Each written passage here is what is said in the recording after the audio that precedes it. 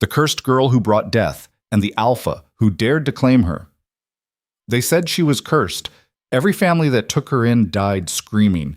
Now she stood on an auction block, not as merchandise, but as a warning. Pay to execute her, or let her rot. No one bid, not for gold, not for silver, not even for spite. The settlement wanted her gone, erased, forgotten. Then a stranger stepped forward with a single coin and a voice like thunder. "I'll take her." It wasn't mercy. It felt like the start of something far more dangerous. Stay with us until the end to see how the girl no one wanted became the shield of an empire. Drop a like and comment which city you're watching from. The wind that morning tasted like ash and old blood. Arya Vale stood barefoot on splintered wood, wrists bound behind her back with rope that had already worn her skin raw.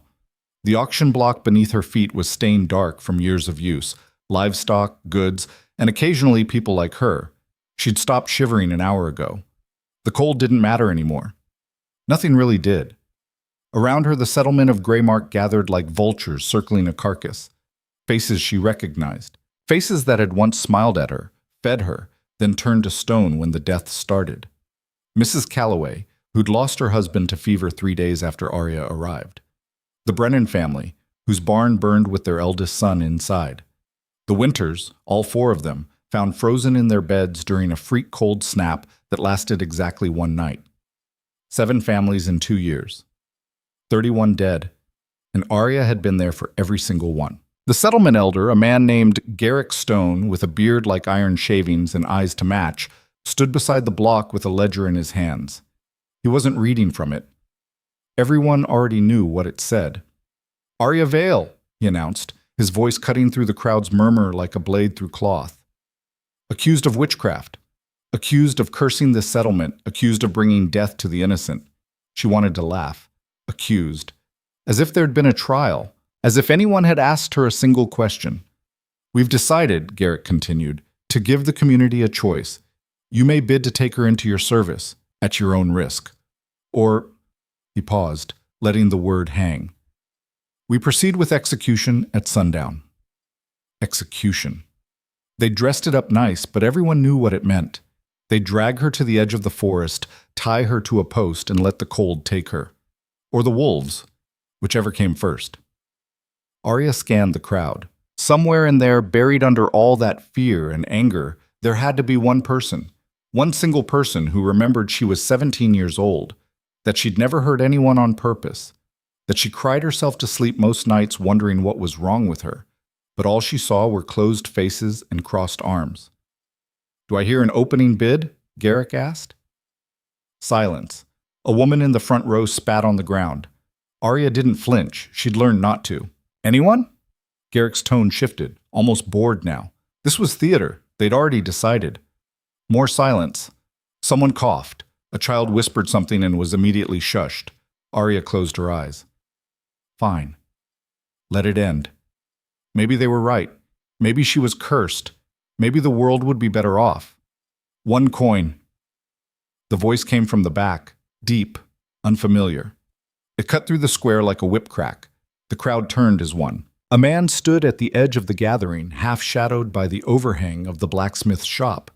He was tall, taller than anyone in Greymark, with shoulders that spoke of labor or war, maybe both. His coat was travel-worn leather, dark and weathered, and his face was hard to read under the brim of a wide hat. Garrick frowned. 1 coin? You understand what you're bidding on, stranger. The man stepped forward into the light. Arya's breath caught. He wasn't old, but he wasn't young either. Somewhere in that space where experience carved lines into a face, but hadn't yet turned them to regret. His jaw was sharp, his skin tanned from sun and wind, and his eyes, God's, his eyes, were the cold gray of a winter storm. I understand, he said simply. You've heard what she's done? Garrick pressed. The deaths, I've heard. And you still... I said 1 coin. The stranger pulled a single silver piece from his pocket and held it up. That's the minimum bid, isn't it? Garrick's mouth opened, closed. He looked at the crowd, then back at the stranger. It is, but then we're done here. The elder's face flushed red. Now wait just a... Unless someone wants to outbid me? The stranger's gaze swept the crowd. No one moved. No? Then she's mine. Unbind her. For a moment, nothing happened. The whole square seemed to hold its breath.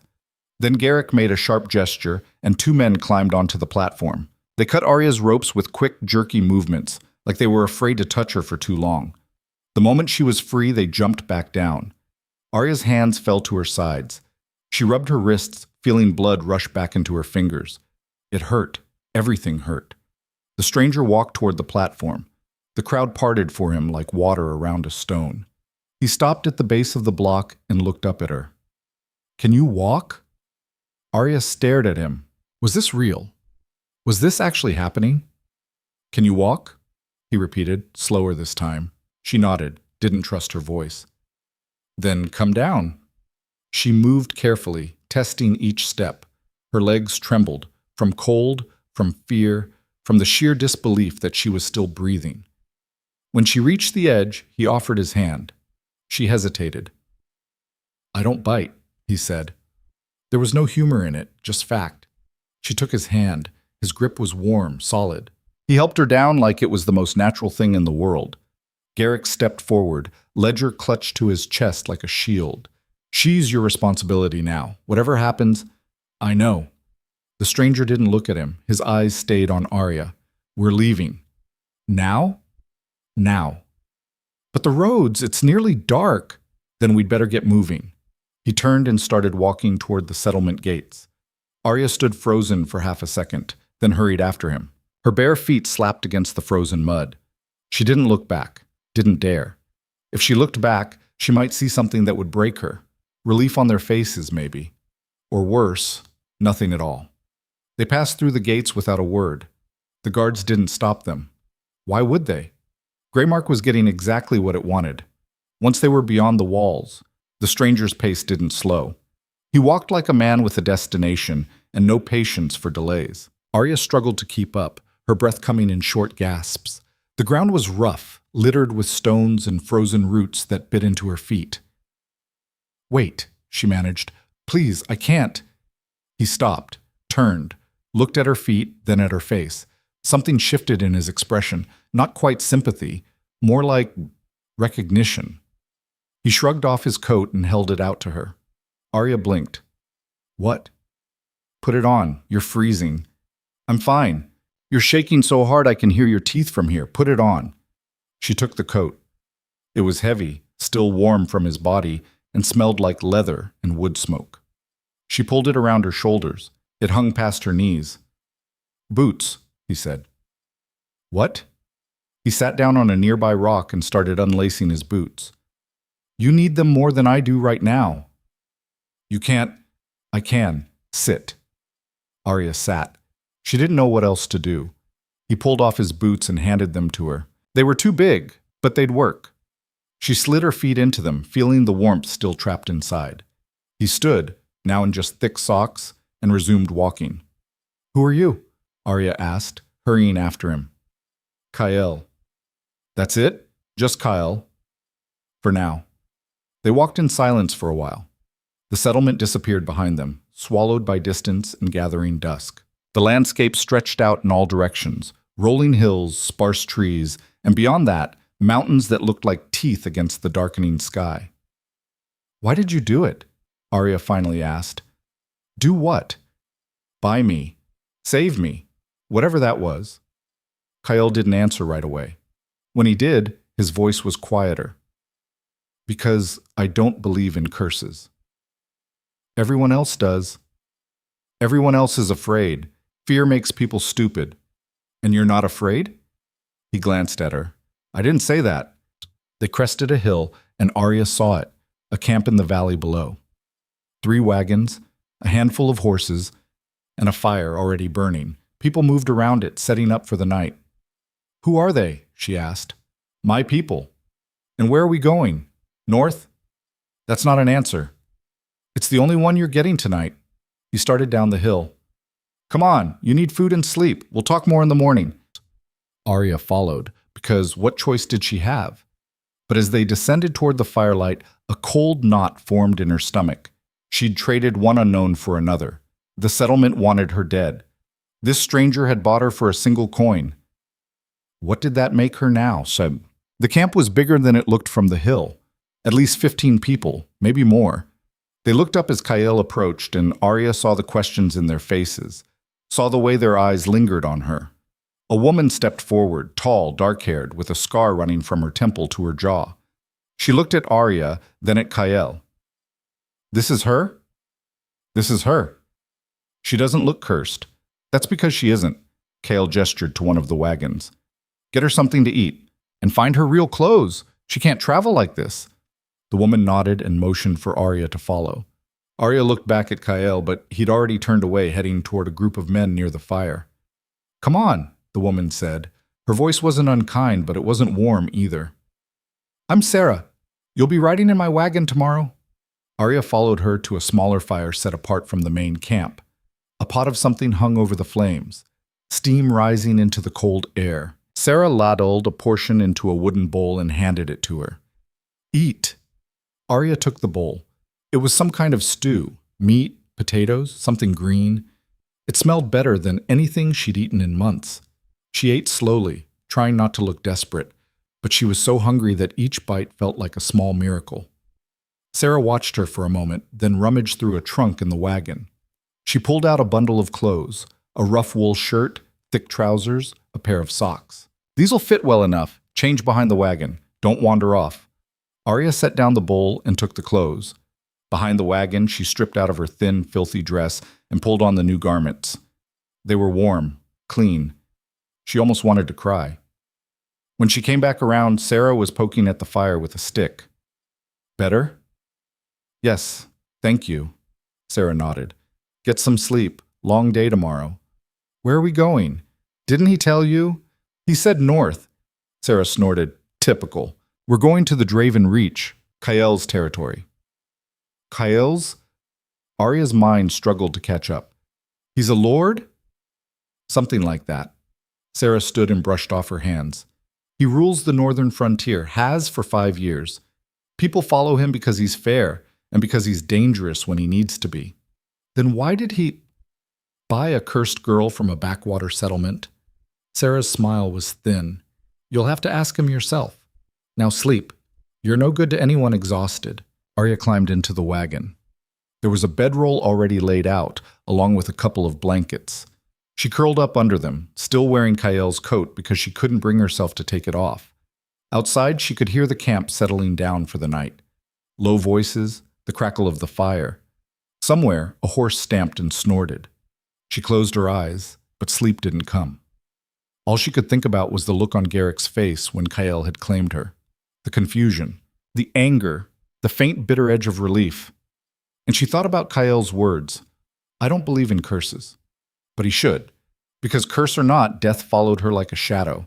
And sooner or later it would come for him too. Morning came cold and gray. Arya woke to the sound of voices outside the wagon, sharp, urgent. She sat up, heart pounding, and peered through the gap in the canvas. Kale stood near the main fire, arms crossed, facing a thin man with nervous hands. The man was talking fast, gesturing wildly. Found them at dawn, my lord. All 3. Throats torn out, but it wasn't wolves. Too clean, too precise. Someone wanted them found. Kale's expression didn't change. How far? 2 miles east, near the old mill. Who were they? Scouts from Greymark. The settlement sent them to track us. A cold silence fell over the camp. Sarah appeared beside Kyle, her hand resting on the hilt of her sword. They're already hunting her. They're hunting answers, Kyle corrected. They want to know if she's worth the trouble. And is she? Kale glanced toward the wagon where Arya sat hidden. For a moment, she could have sworn he was looking right at her. We'll find out. He turned to the rest of the camp. Break everything down. We leave in 10 minutes. Stay sharp. If Greymark sent 3 scouts, they'll send more. The camp erupted into motion. Arya climbed out of the wagon, her legs still unsteady. Sarah handed her a piece of hard bread and a strip of dried meat without a word. Kyle approached, his face unreadable. Did you sleep? Some. Good. You're riding with Sarah today. Stay close to the wagons. Don't talk to anyone unless I say so. Why? Because half these people are loyal to me. The other half are loyal to survival. Until they decide which one you fall under, it's safer if you keep quiet. Arya swallowed. Those scouts, the ones who died, did I? No. His voice was firm. You were here all night. I had someone watching. But they'll say, let them say what they want. Words are just noise. What matters is what we do next. He paused, then added, quieter, you didn't kill those men, Arya. But someone did. And they wanted us to think it was you. Her blood went cold. Why? Because fear is a weapon, and someone just used it. He turned away. Get moving. We have a long road ahead. They traveled for 3 days straight, stopping only when the horses needed rest. The land grew rougher as they moved north, fewer trees, more stone, and a wind that cut like broken glass. Arya rode in silence, watching the others. They were a strange group. Some looked like soldiers, hardened and scarred. Others looked like farmers or traders, people who'd found themselves in Kael's service for reasons she didn't understand. But they all moved with purpose, and they all listened when Kael spoke. On the 4th day, they reached the edge of the Draven Reach. Arya had expected a fortress, maybe walls, guards, something that screamed power. What she got was a sprawling settlement built into the side of a mountain. Stone buildings, smoke rising from chimneys, and people, so many people, moving through the streets like ants in a hive. There were no walls, no gates, just a town that refused to apologize for existing. Kael led them through the main road.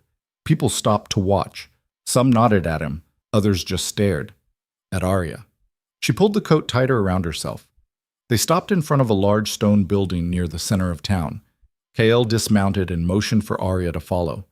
Inside, the air was warm, heated by a massive fireplace that dominated one wall.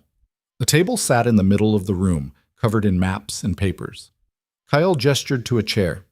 Sit. Arya sat. He poured 2 cups of water from a pitcher and set one in front of her. Then he sat across from her, his gray eyes steady. I brought you here for a reason, he said. I know. Do you? Arya met his gaze. You think I can be useful. You think whatever's inside me can be controlled. I think you're more than what they made you believe you were. He leaned back. Tell me about the deaths. What do you want to know? Everything. Start at the beginning. So she did. She told him about the first family, the Greys, how she'd been 8 years old and terrified of the dark, how Mr. Grey had yelled at her for spilling milk, and that night the house had collapsed. Freak structural failure, they'd said. She told him about the Brennans, the Winters, the Calloways, every family, every death, every time she'd felt the air shift just before something terrible happened. Kael listened without interrupting. When she finished, he was quiet for a long moment. Then he said, You're not cursed, Arya. You're dangerous. There's a difference. She blinked. What? A curse is random, uncontrollable. What you have is power, raw, untrained, and reactive, but power all the same. He stood and walked to the window. The question is whether you're willing to learn how to use it. I don't want to use it. I want it gone. That's not an option. Then what is? He turned back to her. You learn, you train, and you decide who you want to be. Because right now, you're letting fear decide for you, and that's how people die. Arya's throat tightened. What if I can't? Then we bury you and move on. His voice was blunt, but not cruel. But I don't think that's going to happen. Why not? Because you're still here. You could have run a dozen times since Greymark, but you didn't. That tells me something. What? That you want to live, and more than that, you want to matter. He crossed his arms. So, what's it going to be? Arya looked at him. At this stranger who'd bought her for a single coin and dragged her into a world she didn't understand. And she thought about Greymark, about the faces in the crowd, about dying alone in the cold. I'll try, she said quietly. Kael nodded. Good. We start tomorrow. The training ground was a flat stretch of rock behind Kael's main hall, scarred from years of use. Arya stood in the center of it at dawn, her breath forming clouds in the freezing air, watching Kael circle her like a wolf studying wounded prey. Show me, he said. Show you what? The power. The thing that killed all those people. Arya's stomach clenched. I don't know how. Then we'll figure it out. He stopped in front of her. Think back. Before something happened, before someone died, what did you feel? She closed her eyes, forcing herself to remember. The Brennan barn, the moment before the fire. Pressure, like something building in my chest, and heat, not from outside, from inside. And then? Then it just came out. I didn't mean for it to. I didn't even know what was happening until it was over. Kael nodded slowly. You were reacting, not controlling. That's the problem. I don't want to control it. I want it to stop. It won't. His voice was flat, final.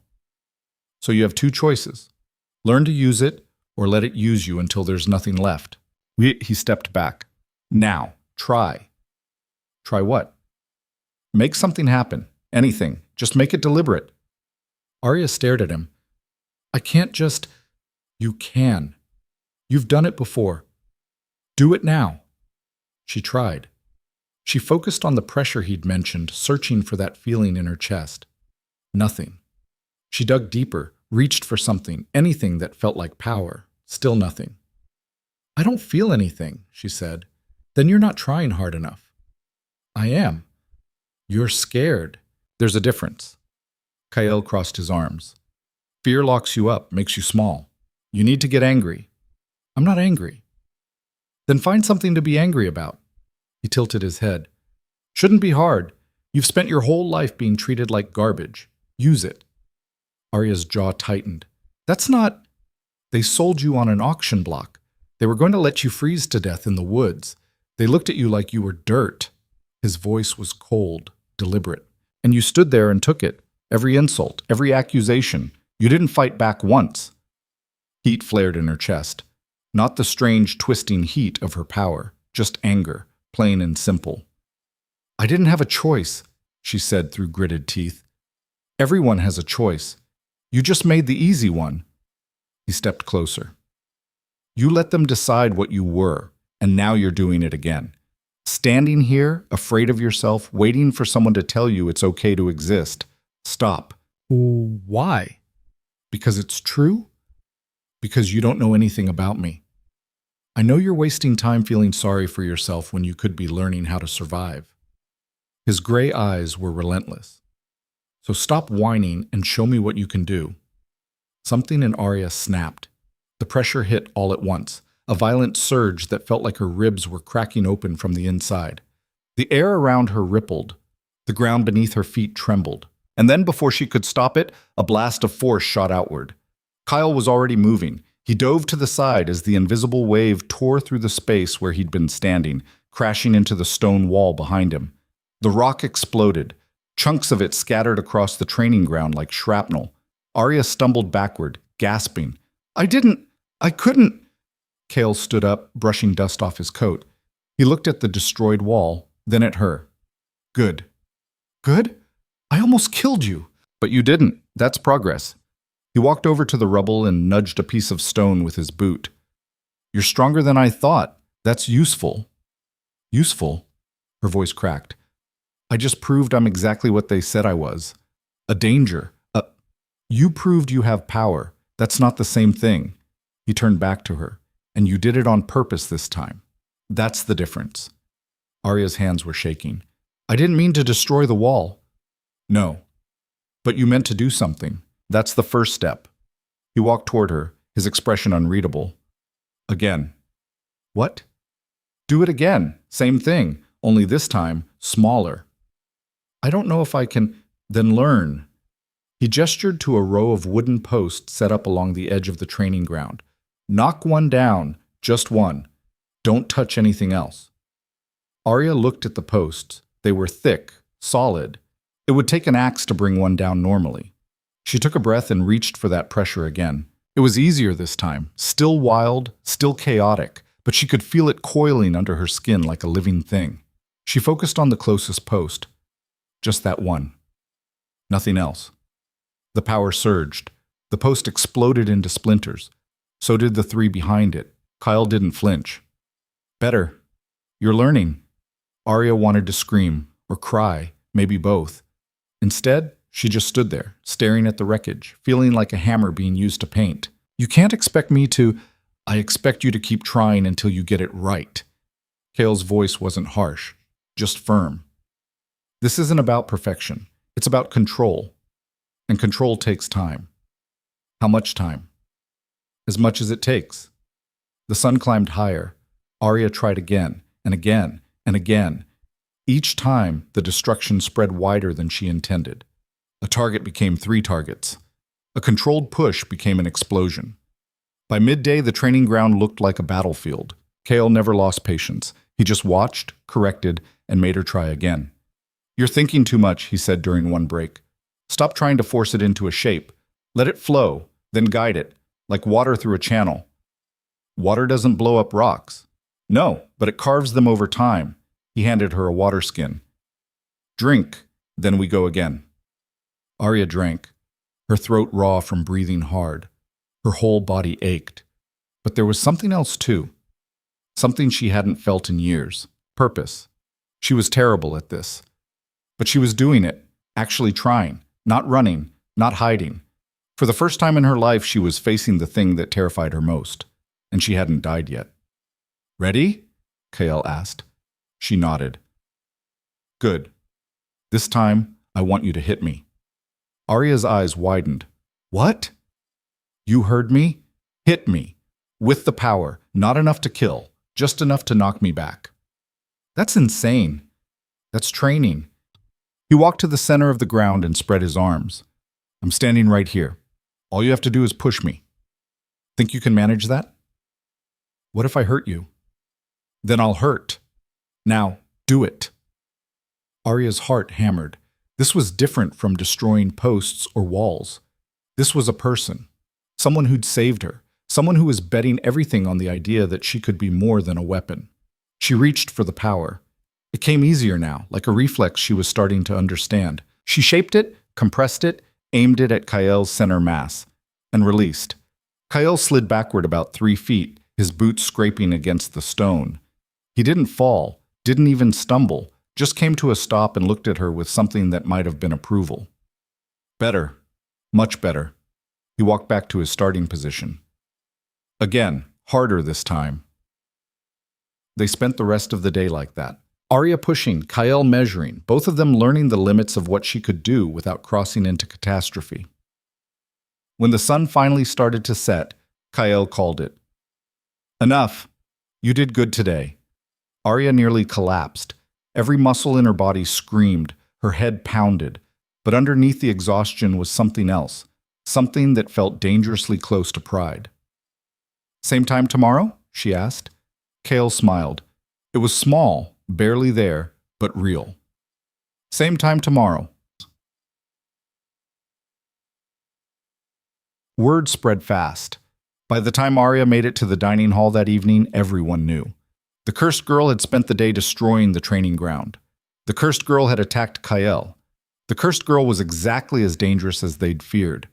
She sat alone in the corner with a bowl of stew that tasted like sawdust and tried to ignore the stares. Tried to ignore the whispers that followed her like ghosts. Sarah dropped into the seat across from her without asking. You look like death. Feel like it too. Kael worked you hard, huh? He's trying to turn me into something I'm not. He's trying to keep you alive. Sarah took a bite of bread. People are talking, saying you're too dangerous, that Kael's making a mistake. Are they wrong? Sarah was quiet for a moment. Then she said, I don't know yet, but I'll tell you this. Kael doesn't make bets he doesn't think he can win, and he's betting everything on you. So either you're going to prove him right, or you're going to get him killed. No middle ground. That's encouraging. Wasn't meant to be. Sarah stood. Get some sleep. You're going to need it. Arya watched her go, then pushed the stew away. She wasn't hungry anymore. She was halfway back to her room when she heard footsteps behind her. Heavy, deliberate. She turned. A man stood there, broad-shouldered, with a face that looked like it had been broken and reset a few too many times. His arms were crossed, and his expression said he wasn't here to make friends. You're the girl, he said. Arya's spine stiffened. I have a name. Don't care. He stepped closer. I'm Matthias. I run security here, and I need to know if you're going to be a problem. I'm not trying to be. Trying doesn't mean much when people end up dead. He looked her up and down like she was a piece of faulty equipment. Kyle thinks you can be trained. I think you're a liability waiting to happen. So here's how this works. You stay out of trouble, keep your head down, and don't blow up anything else. You do that, we won't have issues. Arya met his gaze. And if I don't? Then I'll deal with you myself, curse or no curse. His voice dropped. Kyle's a good leader, fair, smart, but he's got a blind spot when it comes to people he thinks he can save. Don't make me prove him wrong. He walked away before she could respond. Arya stood in the empty corridor, her fists clenched so tight her nails bit into her palms. Everyone here saw her the same way. A threat, a mistake, something to be managed or eliminated. She wanted to scream, to tell them all that she didn't ask for this, that she'd spent her whole life trying to disappear, to be small, to not be a burden. But what good would it do? They'd already decided what she was. She went to her room and locked the door, sat on the bed and stared at the wall until the anger bled into exhaustion. Then she lay down and tried to sleep. It didn't come easy. The next morning, Kyle changed tactics. Instead of the training ground, he took her to the edge of the forest that bordered the reach. The trees here were ancient, gnarled things with bark like iron and roots that tore through the earth like claws. Different exercise, he said, handing her a knife. Arya looked at it. The blade was simple, well used, sharp enough to do damage if you knew how. What am I supposed to do with this? Hunt. I don't know how to hunt. Then you'll learn. He gestured into the trees. There's game in there, rabbits mostly. Maybe a deer if you're lucky. Bring one back before dark. And if I don't? Then you don't eat. He turned and started walking back toward the reach. Wait, you're just leaving me here? You're not a child, Arya. Figure it out. And he was gone. Arya stood at the tree line, holding the knife like it might turn on her. The forest stretched ahead, dark and tangled. Somewhere deep inside, a bird screamed. It didn't sound like a warning. It sounded like a threat. She took a breath and stepped into the shadows. The trees swallowed the light almost immediately. Within minutes, the reach was invisible behind her, and the only sounds were her footsteps crunching through dead leaves and the occasional rustle of something moving just out of sight. She walked slowly, trying to remember anything she'd ever heard about tracking. Look for prints, watch for broken branches, listen for movement, stay quiet. She was failing at all of it. An hour passed, then 2. She saw nothing, no rabbits, no deer, not even a squirrel. Her stomach growled loud enough to startle a bird from a nearby branch. She kept moving, deeper into the forest, her frustration building with every empty stretch of ground. This was pointless. She didn't know what she was doing. Kyle had sent her out here to fail, to prove some kind of point she didn't understand. And then she heard it, a low growl somewhere to her left. Arya froze. The sound came again, closer this time, deliberate. She turned slowly, knife raised, and saw it. A wolf, lean and scarred, with patchy fur and eyes that caught the dim light like dirty glass. It stood maybe 20 feet away, watching her with the kind of patience that came from knowing the outcome before the fight even started.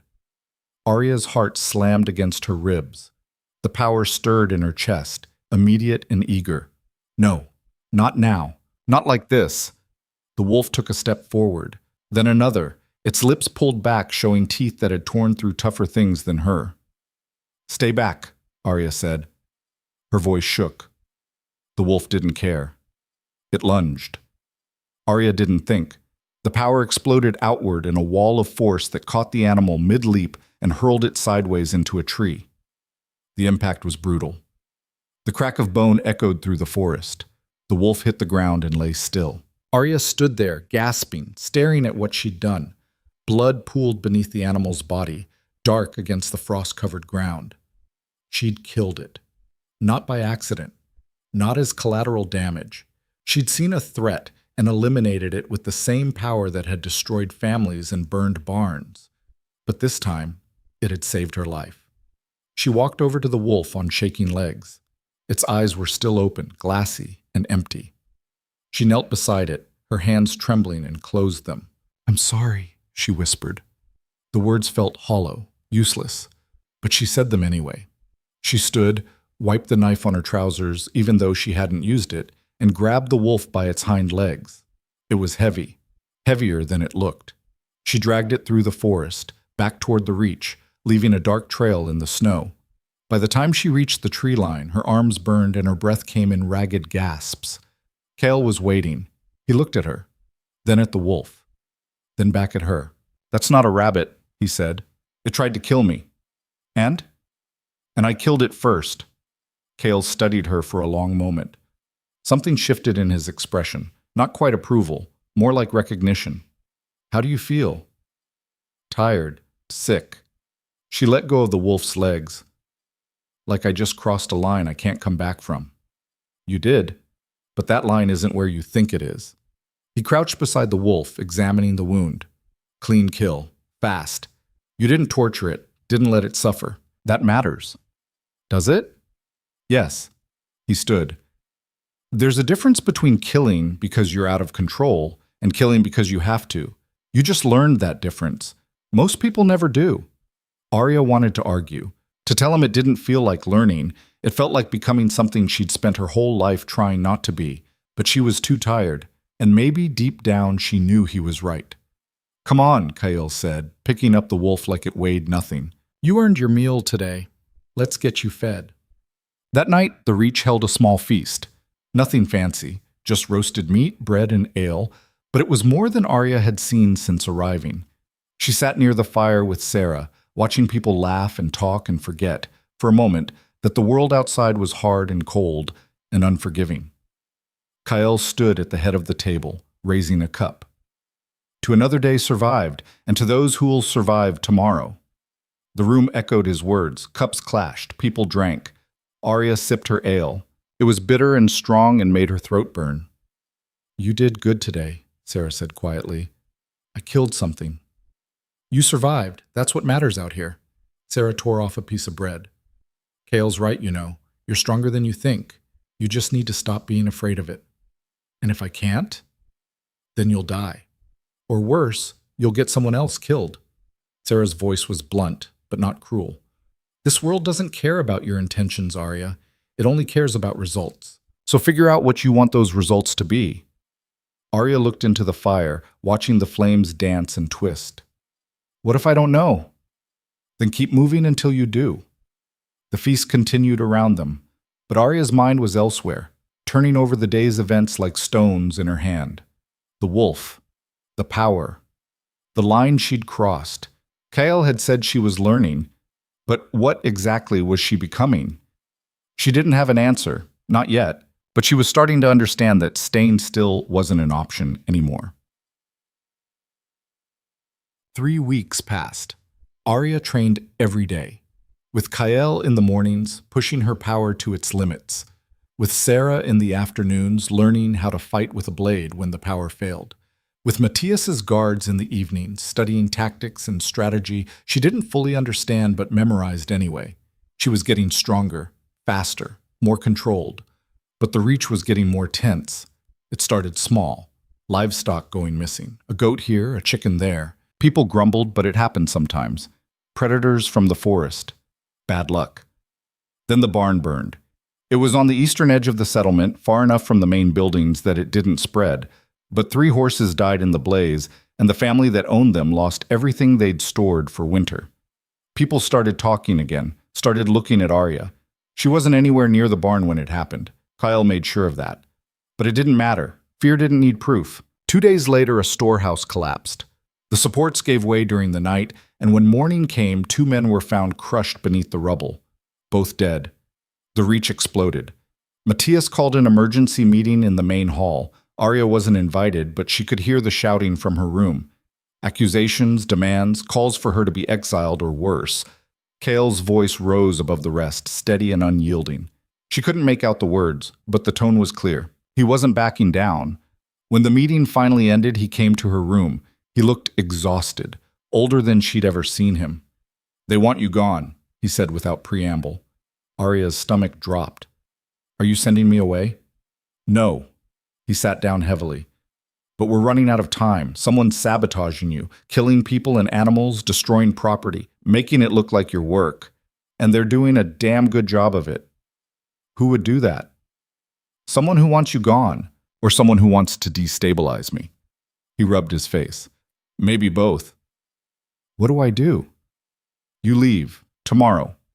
There's a supply run to the southern camps. You're going with it. Why? Because you need to be visible somewhere else when the next incident happens. And because I need you out of the reach while I figure out who's behind this. He looked at her, and the weight in his eyes was crushing. Sarah's going with you. 4 guards. You do what she says, you stay out of trouble, and you come back alive. Understand? Arya nodded, her throat tight. Good. He stood.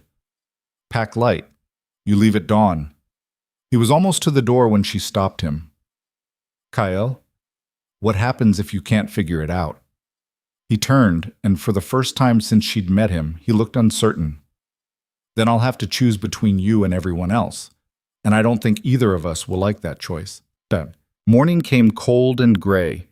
Arya stood in the courtyard with Sarah and 4 guards, watching them load supplies onto pack horses.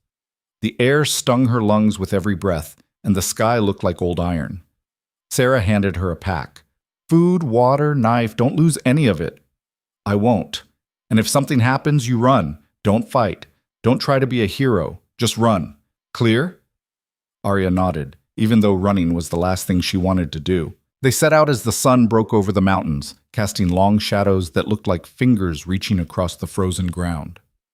The southern camps were a day's ride, small outposts where hunters and trappers traded goods before heading back into the wilderness. The journey was silent. The guards didn't talk to her, didn't even look at her unless they had to. Sarah rode ahead, her eyes constantly scanning the tree line. They were halfway there when everything went wrong. The first arrow came from the left, punching through one of the guard's shoulders with a wet thunk. He screamed and toppled from his horse. Ambush! Sarah shouted. Get down! Arya threw herself off her mount as more arrows whistled through the air. She hit the ground hard enough to knock the wind from her lungs. Around her chaos, guards scrambling for cover, horses rearing and bolting, steel ringing as swords were drawn, figures poured from the trees, masked, armed with blades and bows, at least 15 of them.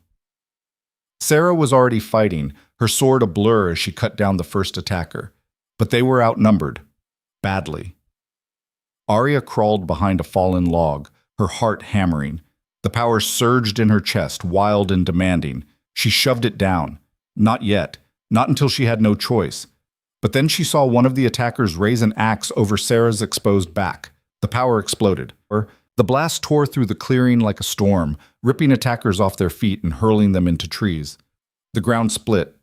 Branches snapped. And when the dust settled, bodies lay scattered across the road. Some groaning, some silent, all broken. The survivors ran. Arya knelt in the dirt, shaking so hard her teeth chattered. Blood roared in her ears. The world tilted. Sarah staggered over, blood streaming from a cut above her eye. She grabbed Arya by the shoulders. What the hell was that? They were going to kill you. I know what they were going to do. Sarah's grip tightened. But you just proved Matthias right. You just showed everyone exactly how dangerous you are. Arya's vision blurred. I didn't have a choice. Sarah's expression softened, just slightly. No, I guess you didn't. She helped Arya to her feet. Come on, we need to get back before this gets worse. One of the guards was dead. 2 were wounded. They tied the bodies to the horses and started the long ride back to the reach. Arya rode in silence, staring at the destruction she'd left behind.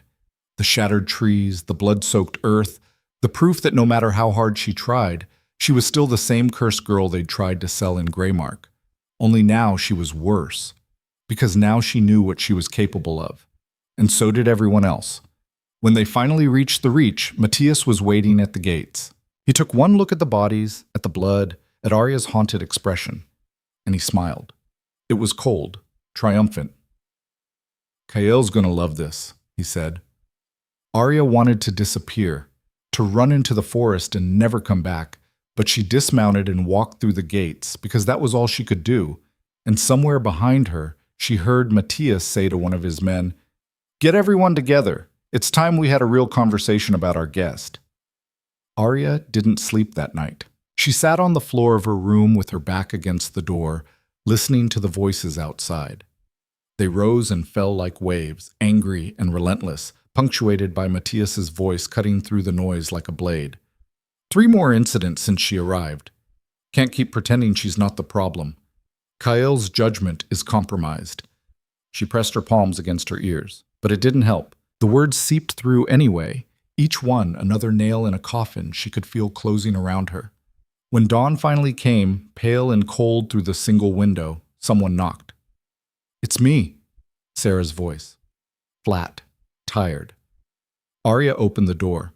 Sarah stood there with 2 cups of something hot that smelled like pine needles and ash.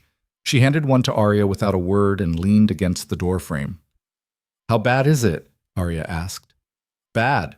Matthias has half the reach convinced you're either cursed or working with whoever's sabotaging us. The other half just wants you gone because you're dangerous." Sarah sipped her drink. "Kael spent all night arguing for you. Don't know if it worked. Where is he now? Meeting with the council, trying to buy you time." She looked at Arya directly. "You need to understand something. If another incident happens, anything at all, he won't be able to protect you. They'll force his hand. Then I'll leave. I'll go back into the forest, find somewhere else. You'll die out there. Winter's coming hard and fast. You wouldn't last a week." Sarah pushed off the doorframe. "Besides, running proves them right, proves you're guilty." "I am guilty. I killed those people on the road." "You defended yourself. There's a difference." "Is there?" Arya's voice cracked. "Because from where I'm standing, it looks exactly the same. People die when I'm around. Always have, always will." Sarah was quiet for a moment. Then she said, "You know what I think? I think you're so busy being afraid of yourself that you can't see what's actually happening." "What do you mean?" "I mean, someone is setting you up, and they're doing it smart. Every incident looks like something you could have done. Random violence, structural failures, animals slaughtered." She set her cup down on the small table. "But you were with me during that barn fire. You were locked in your room when the storehouse collapsed. And yesterday, you saved my life instead of running. That's not the pattern of someone out of control." Arya stared at her. "You believe me?" "I believe in patterns. And this one doesn't fit." Sarah crossed her arms. "Question is, who benefits from making you look guilty?" Before Arya could answer, footsteps echoed in the hallway. Heavy. Multiple people. Matthias appeared in the doorway with 3 guards behind him. His face was stone. "You need to come with us." "Why?" Sarah stepped between them. "Council's orders. She's to be confined until they reach a decision." "Confined where?" "The holding cells beneath the hall." Matthias's eyes flicked to Arya. "It's for everyone's safety, including hers." Sarah's hand moved to her sword. "You're not taking her anywhere." "That's not your call." Matthias nodded to the guards. "Move her aside if you have to." "Try it." The tension in the room wound tight enough to snap. Arya could feel the power stirring in her chest, responding to the fear, the anger, the awful certainty that this was about to get bloody. "Stop!" Kael's voice cut through the standoff like a whip crack. Everyone turned. He stood at the end of the hallway, his coat dusted with snow, his face carved from granite. He looked at Matthias. "Stand down." "The council ordered." "I know what the council ordered. I was there." Kael walked forward slowly. "And I'm telling you to stand down. Now." Matthias's jaw worked. "You're making a mistake." "That's my mistake to make." Kael stopped in front of Arya's door. "She stays here.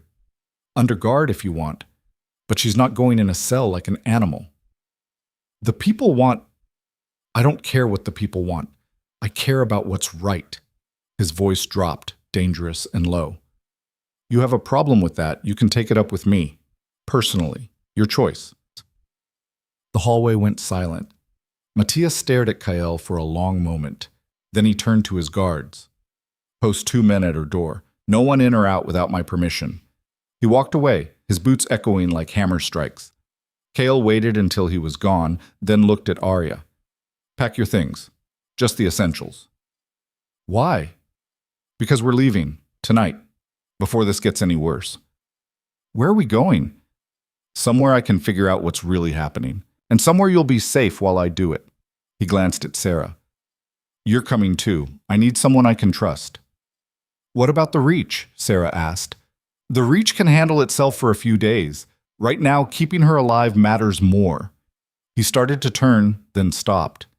And Arya, whatever happens next, I need you to trust me. Can you do that? She wanted to say no, wanted to tell him that trust had never kept her safe, that every time she'd believed in someone, they'd either died or betrayed her. But she looked at his face, tired, worn, but absolutely certain, and found herself nodding. Good. We leave after dark. Be ready. The afternoon dragged like a knife through flesh. Arya packed what little she had. The clothes Sarah had given her, the knife from Kael, a water skin. Everything fit in a small canvas bag that felt too light for a life on the run. The guards outside her door changed shifts once. She heard them talking in low voices, words she couldn't quite make out but could guess the meaning of. They weren't here to protect her. They were here to make sure she didn't run before judgment came. As sunset bled across the sky, Sarah slipped inside. She moved quietly, checking the window, the walls, the door. Clear, she said. For now. What's the plan? Simple. Kael has horses waiting at the north gate. We go through the tunnels beneath the hall, old mining shafts from when this place was first built. Come out on the other side of town, circle around, and we're gone before anyone notices. And if they do notice, then we run faster. Sarah handed her a dark cloak. Put this on. Hood up. And for the love of everything, don't use your power unless I tell you to. Arya pulled on the cloak. It smelled like leather and old smoke. How long until we leave? 2 hours, maybe less. Sarah moved to the window and peered out. Matthias has patrols everywhere. He's expecting something. He's expecting me to run. Yeah, which is why we're not running. We're disappearing. She turned back. You scared? Terrified. Good. Means you're paying attention. The door opened. Kael stepped inside, already dressed for travel. He carried a pack and a sword strapped to his back. Time to go. Now? Arya's stomach dropped. You said 2 hours? Plans changed. Matthias just called another emergency meeting. If we're going, it has to be now. He looked at both of them. Ready? Sarah nodded. Arya swallowed hard and did the same. They moved quickly and quietly, Kael leading them through a door at the back of the room that Arya hadn't even noticed before. It opened onto a narrow staircase that descended into darkness. The air grew cold and damp as they went down, the stone walls pressing close. At the bottom, a tunnel stretched ahead, lit by sparse torches that threw more shadow than light. Water dripped somewhere in the distance, a steady rhythm that sounded like a countdown. They walked in silence, their footsteps muffled by the dirt floor. Arya kept her hand on the wall to steady herself, feeling the rough stone beneath her fingers. The tunnel twisted and branched, but Kael moved through it like he'd memorized every turn. After what felt like an eternity, he stopped at a wooden ladder leading up to a trapdoor in the ceiling. This comes out in an abandoned storehouse on the north edge. From there, it's 100 yards to the gate. Stay close. Stay quiet. He climbed first. Sarah gestured for Arya to follow. She grabbed the ladder and pulled herself up, rung by rung, until she reached the top. Kael pushed the trapdoor open a crack, checked, then shoved it all the way. Cold air rushed in. Stars glittered overhead. Arya climbed out into the storehouse. It was exactly as Kael described. Empty, falling apart, forgotten. Through the gaps in the walls, she could see the main part of the Reach in the distance, lights flickering in windows like distant fires. Kael closed the trapdoor and covered it with a rotted piece of canvas. Let's move. They crossed the open ground between the storehouse and the gate, using the shadows as cover. The north gate was smaller than the main entrance, barely wide enough for a single wagon. 2 guards stood watch, but they were facing outward, watching for threats from the wilderness, not from inside. Kael approached them directly. I'm taking a scouting party out.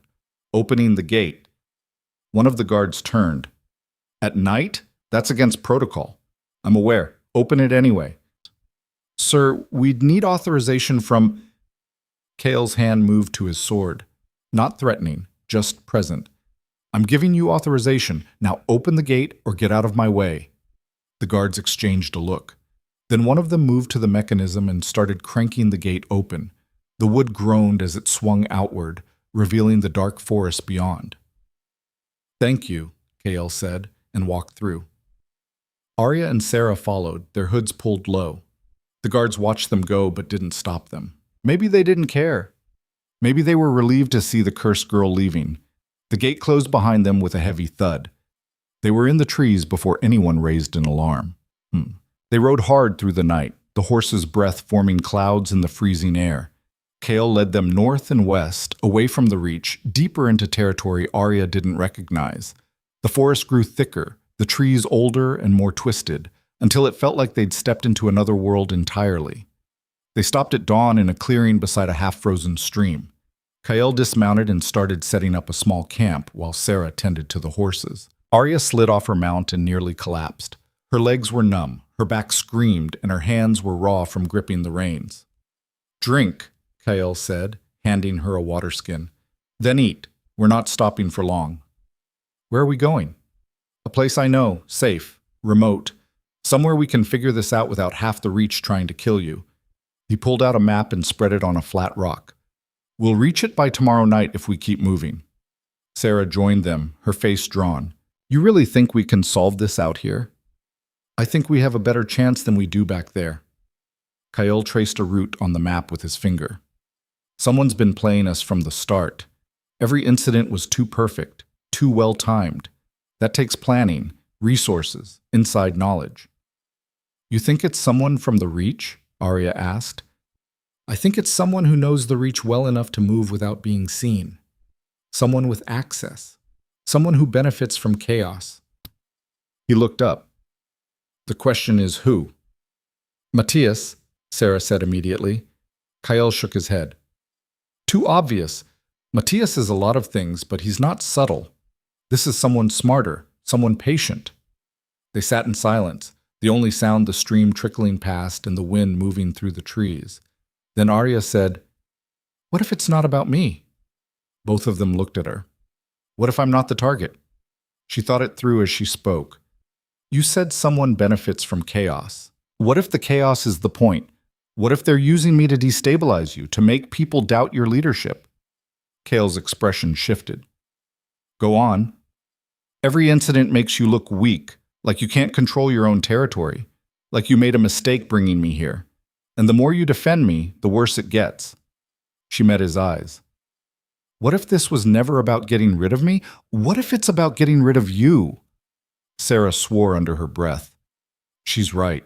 Someone's been gunning for your position for months. This would be the perfect way to do it. Kale stood abruptly and walked to the edge of the clearing.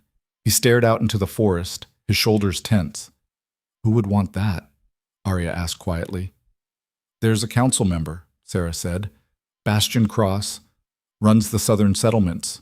Rich. Connected. Always thought he should be the one leading the Reach instead of Kyle. He's been pushing for more control, more say and decisions. But sabotage? Arya said. Killing people? If he thinks it'll get him what he wants, yeah, he'd do it. Sarah looked at Kyle's back. You know I'm right.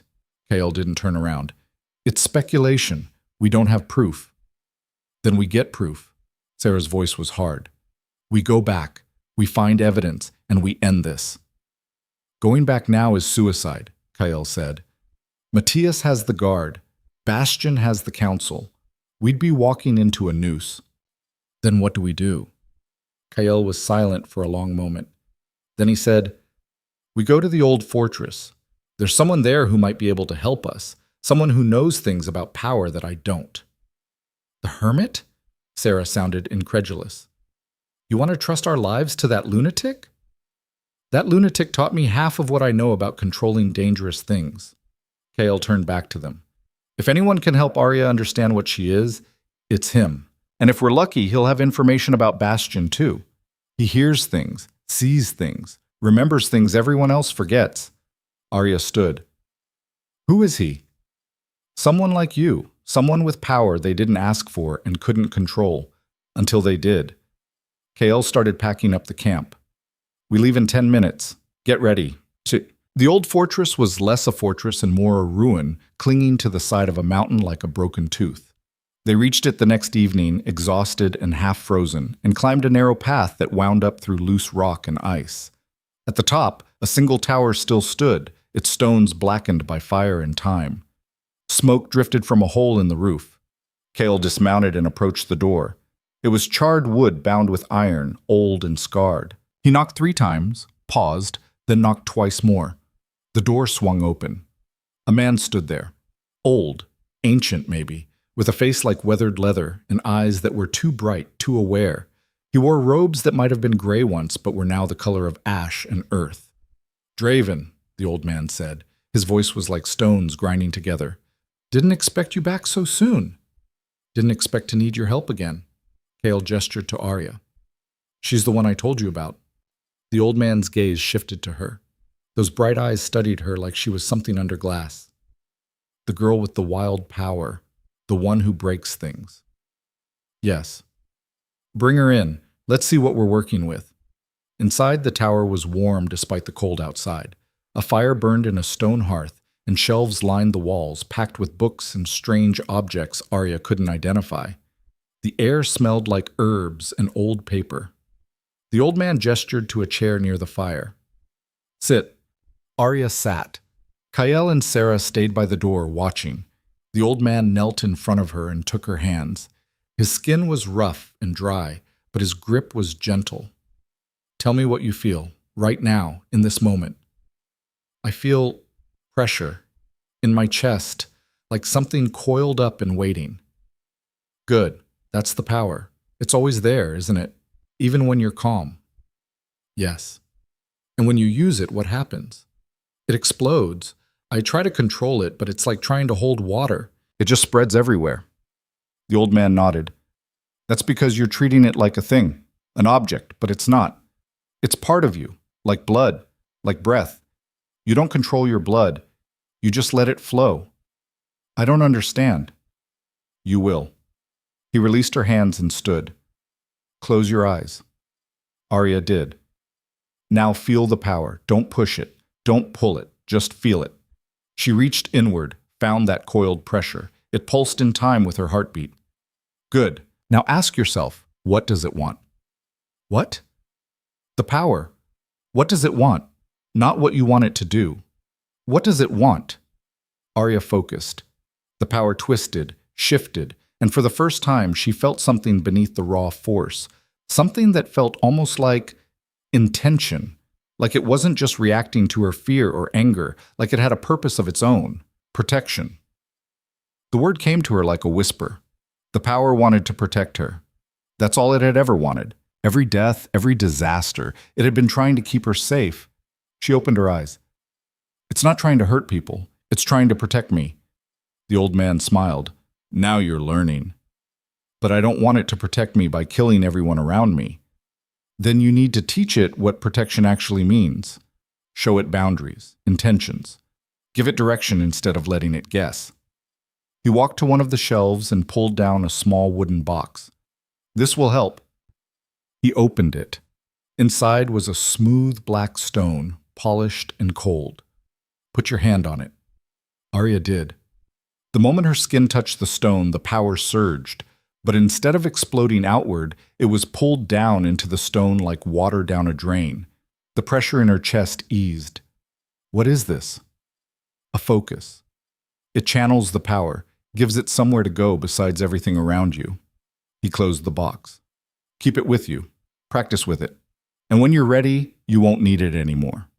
Kale stepped forward. "Will she be able to control it?" "Eventually, if she lives long enough to learn." The old man looked at him. "But you didn't come here just for training advice, did you?" "No, I need information about Bastion Cross." The old man's expression darkened. "Ah, him. You know him?"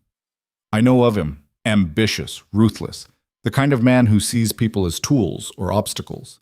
He moved to a desk and shuffled through papers. "He's been buying loyalty, building alliances, slowly positioning himself to take your place. I didn't think he'd move this soon, though." He's been sabotaging the Reach, making it look like Arya's doing. Smart. Discredit you, destabilize your authority, and when the time's right, step in as the savior. The old man pulled out a letter and handed it to Kyle. This might interest you. Intercepted it 3 weeks ago. Read. Kale scanned the letter. His face went hard. This is a supply order for accelerants, enough to burn half the Reach. Ordered by someone in Bastion's network, delivered to a location near your settlement. The old man folded his arms. He's not done. Whatever he's planning, it's going to be big. Final. Sarah swore. We need to go back. Now. We go back. We're walking into his trap, Kale said. He'll have everything ready. Evidence planted. People turned against us. Then what's the alternative? Sarah demanded. We hide out here while he burns everything you built. No. Kale looked at Arya. We prove she's not the problem. We prove who the real threat is. And we do it in a way Bastion can't deny. How? Kale folded the letter and tucked it inside his coat, by catching him in the act. They rode back toward the Reach under cover of night, moving fast and quiet. The old man had given Arya the focus stone and instructions to practice every spare moment. She did, feeling the power drain into the stone over and over, learning its rhythm, its weight. It was getting easier. Not easy, but easier. They stopped on a ridge overlooking the Reach just before dawn. Smoke rose from dozens of chimneys. Everything looked normal, peaceful, but Arya could feel the tension even from here, like the whole place was holding its breath. There, Sarah said, pointing. Near the main hall, figures moved in the pre-dawn darkness, carrying crates, loading a wagon, moving with purpose and secrecy. Kyle pulled out a small telescope and watched. That's Bastion's men.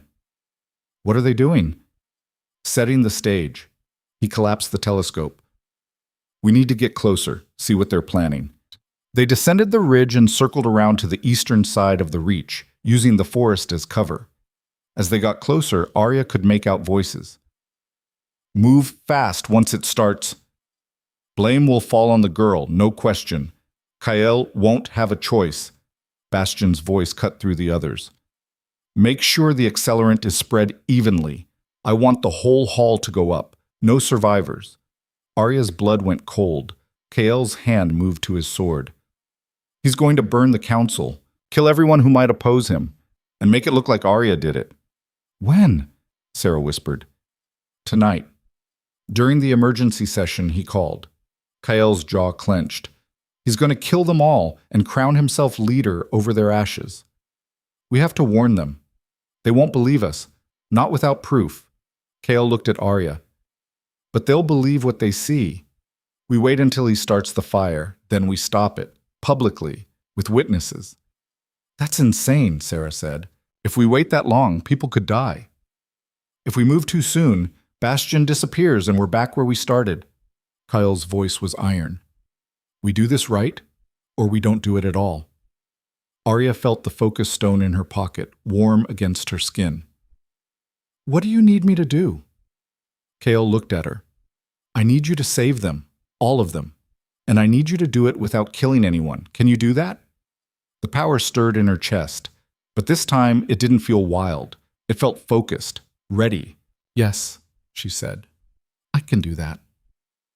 They spent the day hidden in the forest, watching Bastion's men prepare, watching them plant accelerants around the hall's foundation, watching them set the trap that would kill dozens and cement Bastion's rise to power. As sunset approached, people began gathering for the emergency session.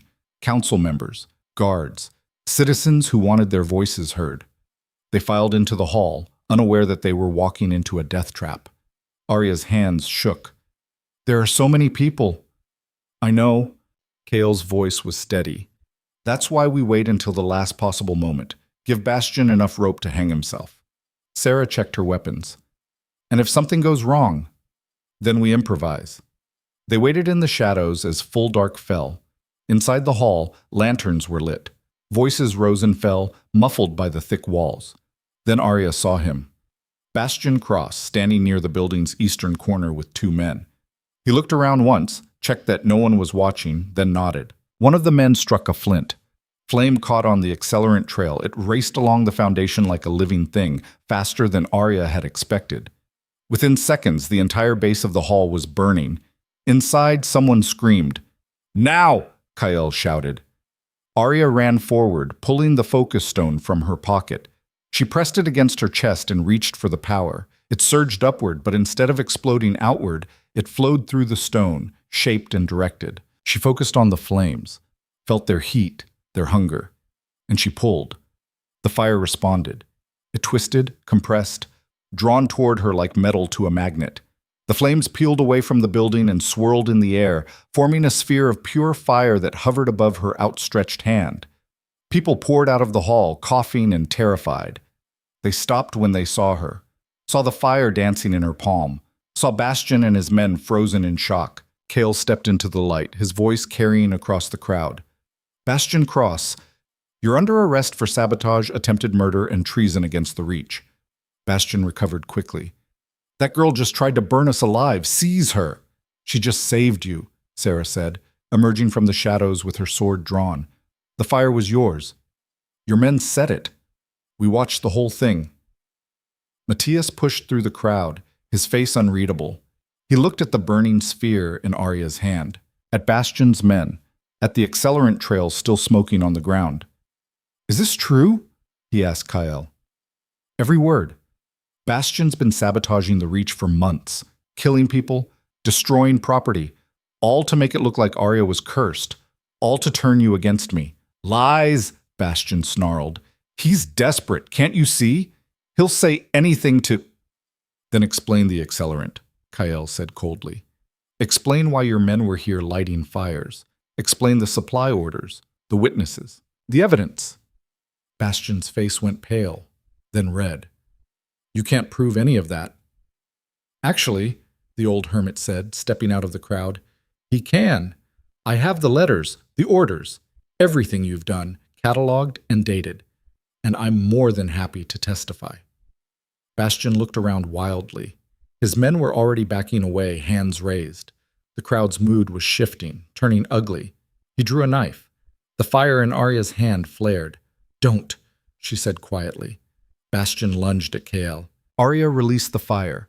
It shot forward in a controlled stream, wrapping around Bastion's wrist and burning the knife from his hand. He screamed and fell to his knees, clutching his burned skin. The fire dissipated. Arya lowered her hand, breathing hard. The crowd was silent. Then someone started clapping. Slow at first. Then others joined. Within moments, the whole square was filled with applause. Matthias walked up to Bastion and hauled him to his feet. "Lock him up, and his men. We'll deal with them in the morning." He turned to Arya. Studied her for a long moment, then he did something she never expected. He bowed. "I was wrong about you," he said. "I apologize." Arya didn't know what to say, so she just nodded. Kyle put a hand on her shoulder. "You did good." But Arya barely heard him. She was staring at the hall, at the people, at the place that had almost become her grave. And she realized something. She wasn't the cursed girl anymore. She was something else entirely. The question was, what? The question hung in the air like smoke after a fire, refusing to dissipate even as the crowd began to disperse. Arya stood in the center of the square, the focus stone still warm in her hand, watching people file back into the hall to assess the damage. Some glanced at her as they passed. Not with fear this time. With something else. Curiosity, maybe. Or caution. Kyle was talking to Matthias near the entrance, their voices low and serious. Sarah stood guard over Bastion and his men, her sword still drawn, her expression promising violence if any of them so much as twitched wrong. Arya felt hollowed out. The power had drained from her chest when she'd released the fire, leaving behind an emptiness that made her feel lightheaded. She tucked the stone back into her pocket and took a slow breath. A hand touched her shoulder. She turned to find the old hermit standing beside her, his bright eyes studying her face. "You feel it, don't you? The cost." "What cost?" "Every time you use the power, it takes something. Not much, but enough. Over time, it adds up." He tilted his head. "How do you feel right now?" "Tired? Empty? Like I haven't eaten in days." "That's your body trying to recover.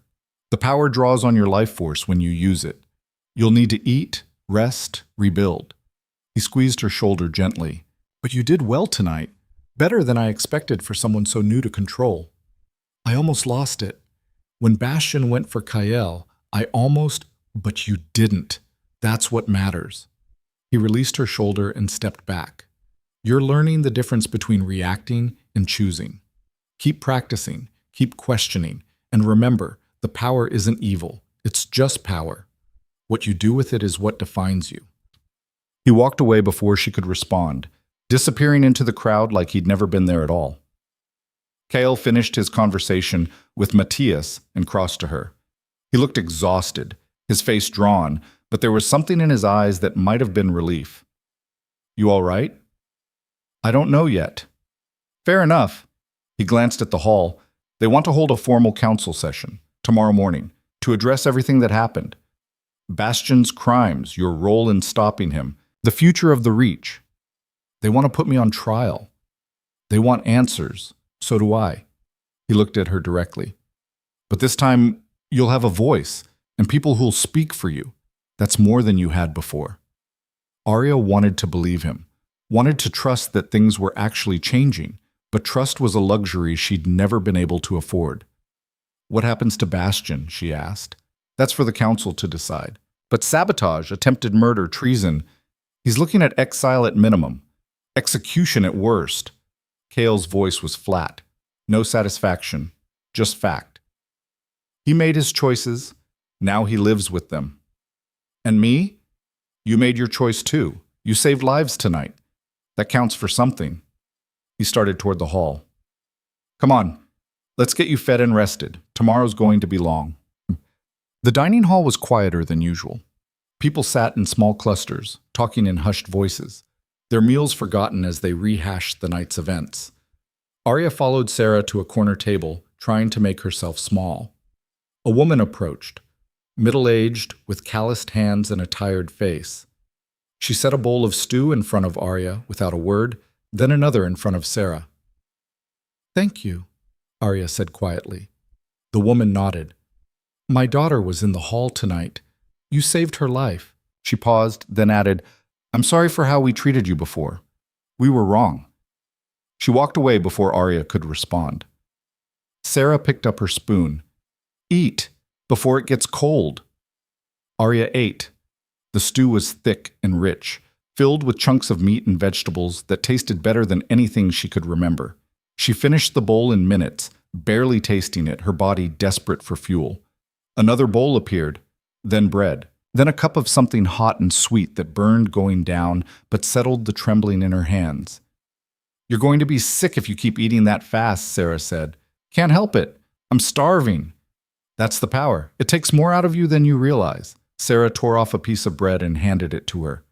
Pace yourself. You've got all night. Arya forced herself to slow down. Around them, the hall was filling up again as people finished checking the damage and securing the settlement for the night. Some of them looked at her as they passed. A few nodded. Others just stared. Matthias entered with two of his guards. He scanned the room, found Arya, and walked over. Mind if I sit? Sarah's hand moved to her sword. Depends. You here to cause problems? I'm here to apologize, properly this time. He sat down across from Arya without waiting for permission. I was wrong about you, wrong about what you were, wrong about the threat you posed. He folded his hands on the table. I let fear cloud my judgment, and people almost died because of it. That's on me. Arya didn't know what to say. This man had wanted her gone, had called her a liability, had looked at her like she was a disease. Why now? She asked. Because I watched you control fire that should have killed dozens of people. Watched you save the very people I was supposed to protect. He leaned back. And because Kael was right about you, I just didn't want to see it. What changed? You did. He stood. Get some rest. Tomorrow's going to be brutal, and you'll need your strength. He walked away, leaving Arya staring after him. Well, Sarah said, that was unexpected. Is he serious? Matthias doesn't apologize unless he means it. He's too proud for fake sentiment. She finished her stew and pushed the bowl aside. Doesn't mean everyone's going to fall in line, though. You've still got people who don't trust you. who think tonight was luck or a trick. Changing minds takes time. How much time? As much as it takes, same as everything else in this place. Sarah stood. Come on, let's get you to bed before you fall over. Arya's room felt different when she returned to it. Smaller, maybe, or less suffocating. She wasn't sure which. She lay down on the bed, fully clothed, and stared at the ceiling. Her body ached. Her mind raced. Every time she closed her eyes, she saw the fire, felt the power coursing through her, heard Bastion scream when the flames took his knife. She'd hurt someone tonight, deliberately. To protect Kale, yes. To stop a murder, absolutely. But she'd still caused pain. The old hermit's words echoed in her mind. The power isn't evil, it's just power. What you do with it is what defines you. What did tonight define her as? Not a curse. Not anymore. But not a hero either. She'd just been someone trying to survive. Someone who'd finally learned how to fight back. She fell asleep with the focus stone clutched in her hand, its smooth surface grounding her against the chaos in her head. The council chamber was packed when Arya entered the next morning. Every seat filled, people standing along the walls, all eyes turning to watch her walk to the center of the room. Kyle stood near the front with Sarah beside him. Matthias was there too, along with a dozen others she recognized from the settlement. The council sat at a long table on a raised platform. 5 people, all older, all watching her with expressions she couldn't read. A man in the center stood. He was tall, thin, with gray hair pulled back in a tight knot. This council is called to order. We're here to address the events of last night and determine the appropriate course of action regarding Arya Vale and Bastion Cross. He sat down. Another council member, a woman with sharp features and sharper eyes, leaned forward. Let's start with the facts. Bastion Cross and 3 of his men were caught attempting to burn this hall with the council and over 50 citizens inside. Is this correct? It is, Kyle said. And Arya Vale stopped the fire using what exactly? Her power, Kale said simply. The same power everyone's been afraid of for months. She controlled it, directed it, saved lives with it. Or she started the fire and put it out to make herself look like a hero, another council member said. He was thick-necked, red-faced, the kind of man who'd made a career out of being contrary. We only have your word that Bastion was behind this. You have more than that, the old hermit said from the back of the room. He walked forward, carrying a leather satchel. You have letters, supply orders, witness statements, all proving Bastion's involvement. He dumped the contents of the satchel onto the council table. Papers scattered across the surface. The sharp-eyed woman picked up one of the letters and read it. Her expression darkened. This is Bastion's handwriting. And his seal, the hermit said, along with orders for accelerants, payments to known criminals, and correspondence discussing the best way to destabilize Kyle's leadership. It's all there. Every detail of his plan. The council members passed the papers around, reading in silence. The room waited. Finally, the tall man in the center spoke. These documents are damning. If they're authentic, they are, Matthias said. I verified the seal and the handwriting. It's Bastion's work, no question. The council members exchanged looks. Then the tall man said, Very well. Bastion Cross will be held for trial on charges of sabotage, conspiracy to commit murder, and treason. If found guilty, he'll face exile or execution as this council determines. He turned his attention to Arya. Which brings us to you. Arya's stomach clenched. I didn't start the fire. I stopped it. So we've heard, but that doesn't change the fact that you're dangerous, that people have died around you, that your very presence in this settlement has been disruptive. She saved your life last night, Kyle said, his voice hard. All of your lives. That should count for something. It does, which is why we're having this conversation instead of exiling her immediately. The tall man steepled his fingers. The question before us is simple.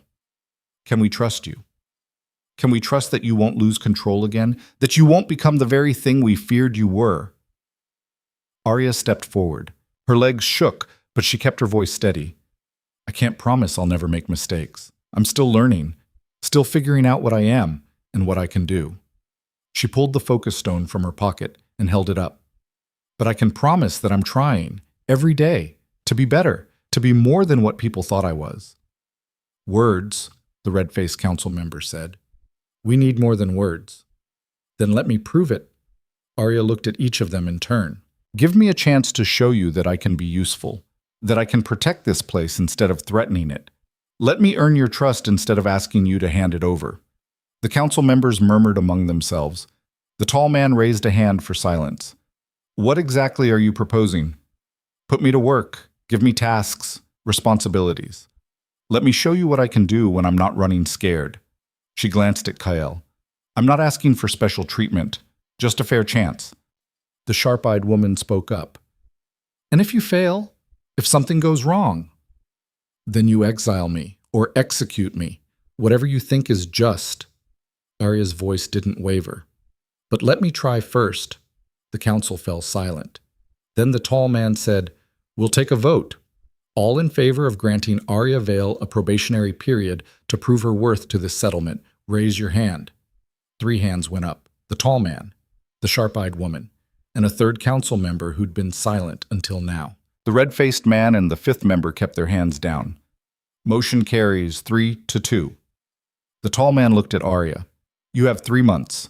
Prove yourself useful, prove yourself trustworthy, and we'll revisit your status. Fail, and you'll be exiled immediately. No second chances. Understood? Understood. Good. This council is adjourned. The room erupted into conversation as people stood and filed out. Arya stood frozen in the center trying to process what had just happened. She had 3 months. 90 days to prove she wasn't a curse. Wasn't a mistake. It should have felt like a victory. Instead, it felt like a countdown. Ulsite. Kael found her outside, leaning against the wall and staring at the mountains in the distance. You did good in there.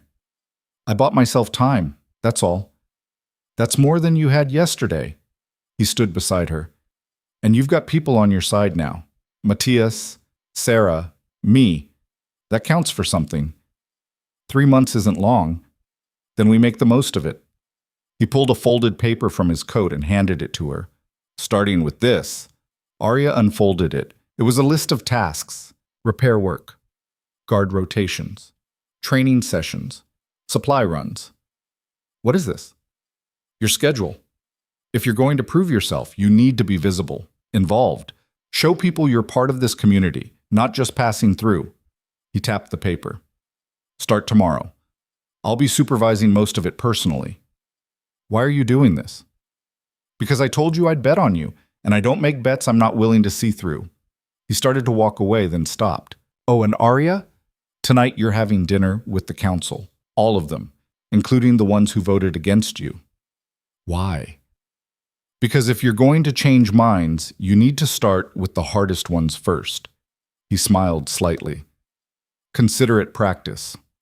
The dinner was exactly as uncomfortable as Arya had expected. She sat at a long table with the 5 council members, Kael at the head, trying to eat while fielding questions that felt more like interrogations. Where did you learn to control fire like that? The red-faced man asked. I didn't learn. I just did it. In the moment. Convenient. It was survival, Arya said evenly. Same as everything else I've done. The sharp-eyed woman cut in. Tell us about Greymark, about the families who died. Arya set down her fork. I was scared. Alone. I didn't understand what was happening to me, and every time something threatened me, or even just made me feel threatened, the power reacted. It was trying to protect me. I didn't know how to stop it. And now you do? Now I'm learning. There's a difference. The 5th council member, a quiet woman with silver hair, spoke for the first time.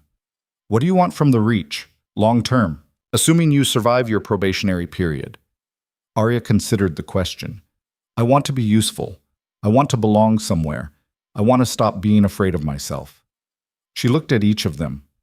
I don't expect you to trust me yet, but I'm asking you to give me the chance to earn it. The tall man at the end of the table nodded slowly. That's a fair answer. The rest of the dinner passed in stilted conversation and long silences. But when it ended, the sharp-eyed woman stopped Arya at the door. You handled yourself well tonight, better than I expected. She paused. Don't make me regret my vote. I won't. We'll see. She walked away, leaving Arya standing in the hallway. Kael appeared beside her. That went better than I thought it would. Did it? You're still breathing. No one threw food at you. I'm calling it a win. He gestured down the hall. Come on. There's something I want to show you. He led her through the settlement to a building she hadn't noticed before. It was smaller than the others, tucked away near the northern edge. Inside it was empty except for training equipment, wooden posts, weights, targets. What is this place? Arya asked. Your new training ground. Private. Secure. Somewhere you can practice without an audience. He walked to the center of the room. You're going to spend every morning here, working on control, precision, building up your stamina so the power doesn't drain you as fast. With you? With me. And with the hermit when he's available. And eventually with others once you're ready.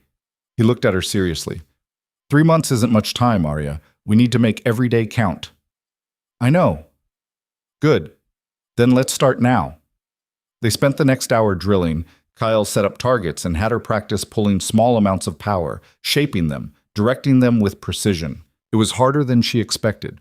Every instinct screamed at her to release everything at once, to let the power explode outward like it always had. But she fought it, focused it, used the stone to channel and control. By the end, she was shaking with exhaustion, but she'd hit 3 targets out of 5 without destroying anything else. Better, Kyle said. Much better. Arya collapsed onto a bench, breathing hard. This is going to take forever. Then it's a good thing we're starting now. He sat beside her. You're stronger than you think, Arya. You just need to believe it. What if I can't? What if 3 months isn't enough? Then we'll deal with that when it comes. But for now, you focus on today, on getting better, on proving to yourself, not them yourself, that you're more than what Greymark made you think you were. He stood and offered his hand. Deal? Arya looked at his hand. Rough, scarred, steady. She took it. Deal. The weeks that followed blurred together. Arya woke before dawn every morning and trained until her body gave out. She worked alongside the settlement's builders, repairing damage from the fire. She stood guard rotations with Matthias's men, learning their rhythms, their tactics. She hauled supplies, tended livestock, helped in the kitchens when they were short-handed. People watched, always watching. But the fear in their eyes was fading, replaced by something closer to curiosity. She made mistakes. Plenty of them. One morning, she lost control during training and blew a hole through the wall of her practice building. Another time, she accidentally knocked over a wagon while trying to help unload it, spilling grain everywhere. But she also saved a child from a collapsing scaffold, stopped a runaway horse before it could trample someone, used her power to clear a rock slide that had blocked the main road in under an hour, work that would have taken a crew all day. Slowly, grudgingly, people started to trust her. The red-faced council members still glared at her every time they crossed paths. But the sharp-eyed woman nodded when she saw her working. The silver-haired woman stopped her once to ask about her training, listened to the answer, and walked away without comment. It wasn't acceptance, not yet, but it was progress. One evening, 6 weeks into her probation, Sarah found her in the practice building. You've got a visitor. Arya looked up from the target she'd been obliterating. Who? Someone from Greymark. Arya's blood went cold. What do they want? Don't know, but they're asking for you specifically. Sarah's expression was unreadable. Kael's with them. Come on. They walked to the main hall. A man stood near the entrance, young, maybe 20, with nervous eyes and hands that wouldn't stay still. Arya recognized him. One of the Brennan family's neighbors, someone who'd watched her stand on that auction block and said nothing. Kael gestured for her to approach. This is Marcus. He's brought news from Greymark. Marcus looked at Arya and swallowed hard. I'm sorry for what we did, for how we treated you. We were wrong. Why are you here? Arya's voice was flat. Because Greymark is dying. After you left, things fell apart. Crops failed. Livestock got sick. People started turning on each other, blaming everyone for everything. He twisted his hands together. We thought getting rid of you would fix things, but it made them worse. So much worse. What do you want from me? Help. We need help. We're starving. Half the settlement is sick. We don't know what to do. He looked at her desperately. Please, I know we don't deserve it, but there are children there, innocent people who had nothing to do with what happened to you.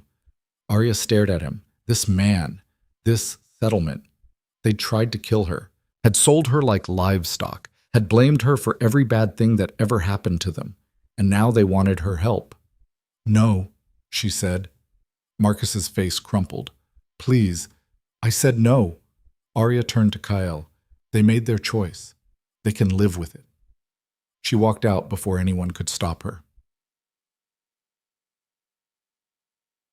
She made it halfway across the courtyard before Kyle caught up with her. Arya, wait. I'm not helping them. I'm not asking you to. He stepped in front of her. But I need you to understand what saying no means. It means they suffer, like I suffered, like I was going to suffer if you hadn't bought me. Her voice was shaking. They wanted me dead, KL. They were going to leave me in the forest to freeze.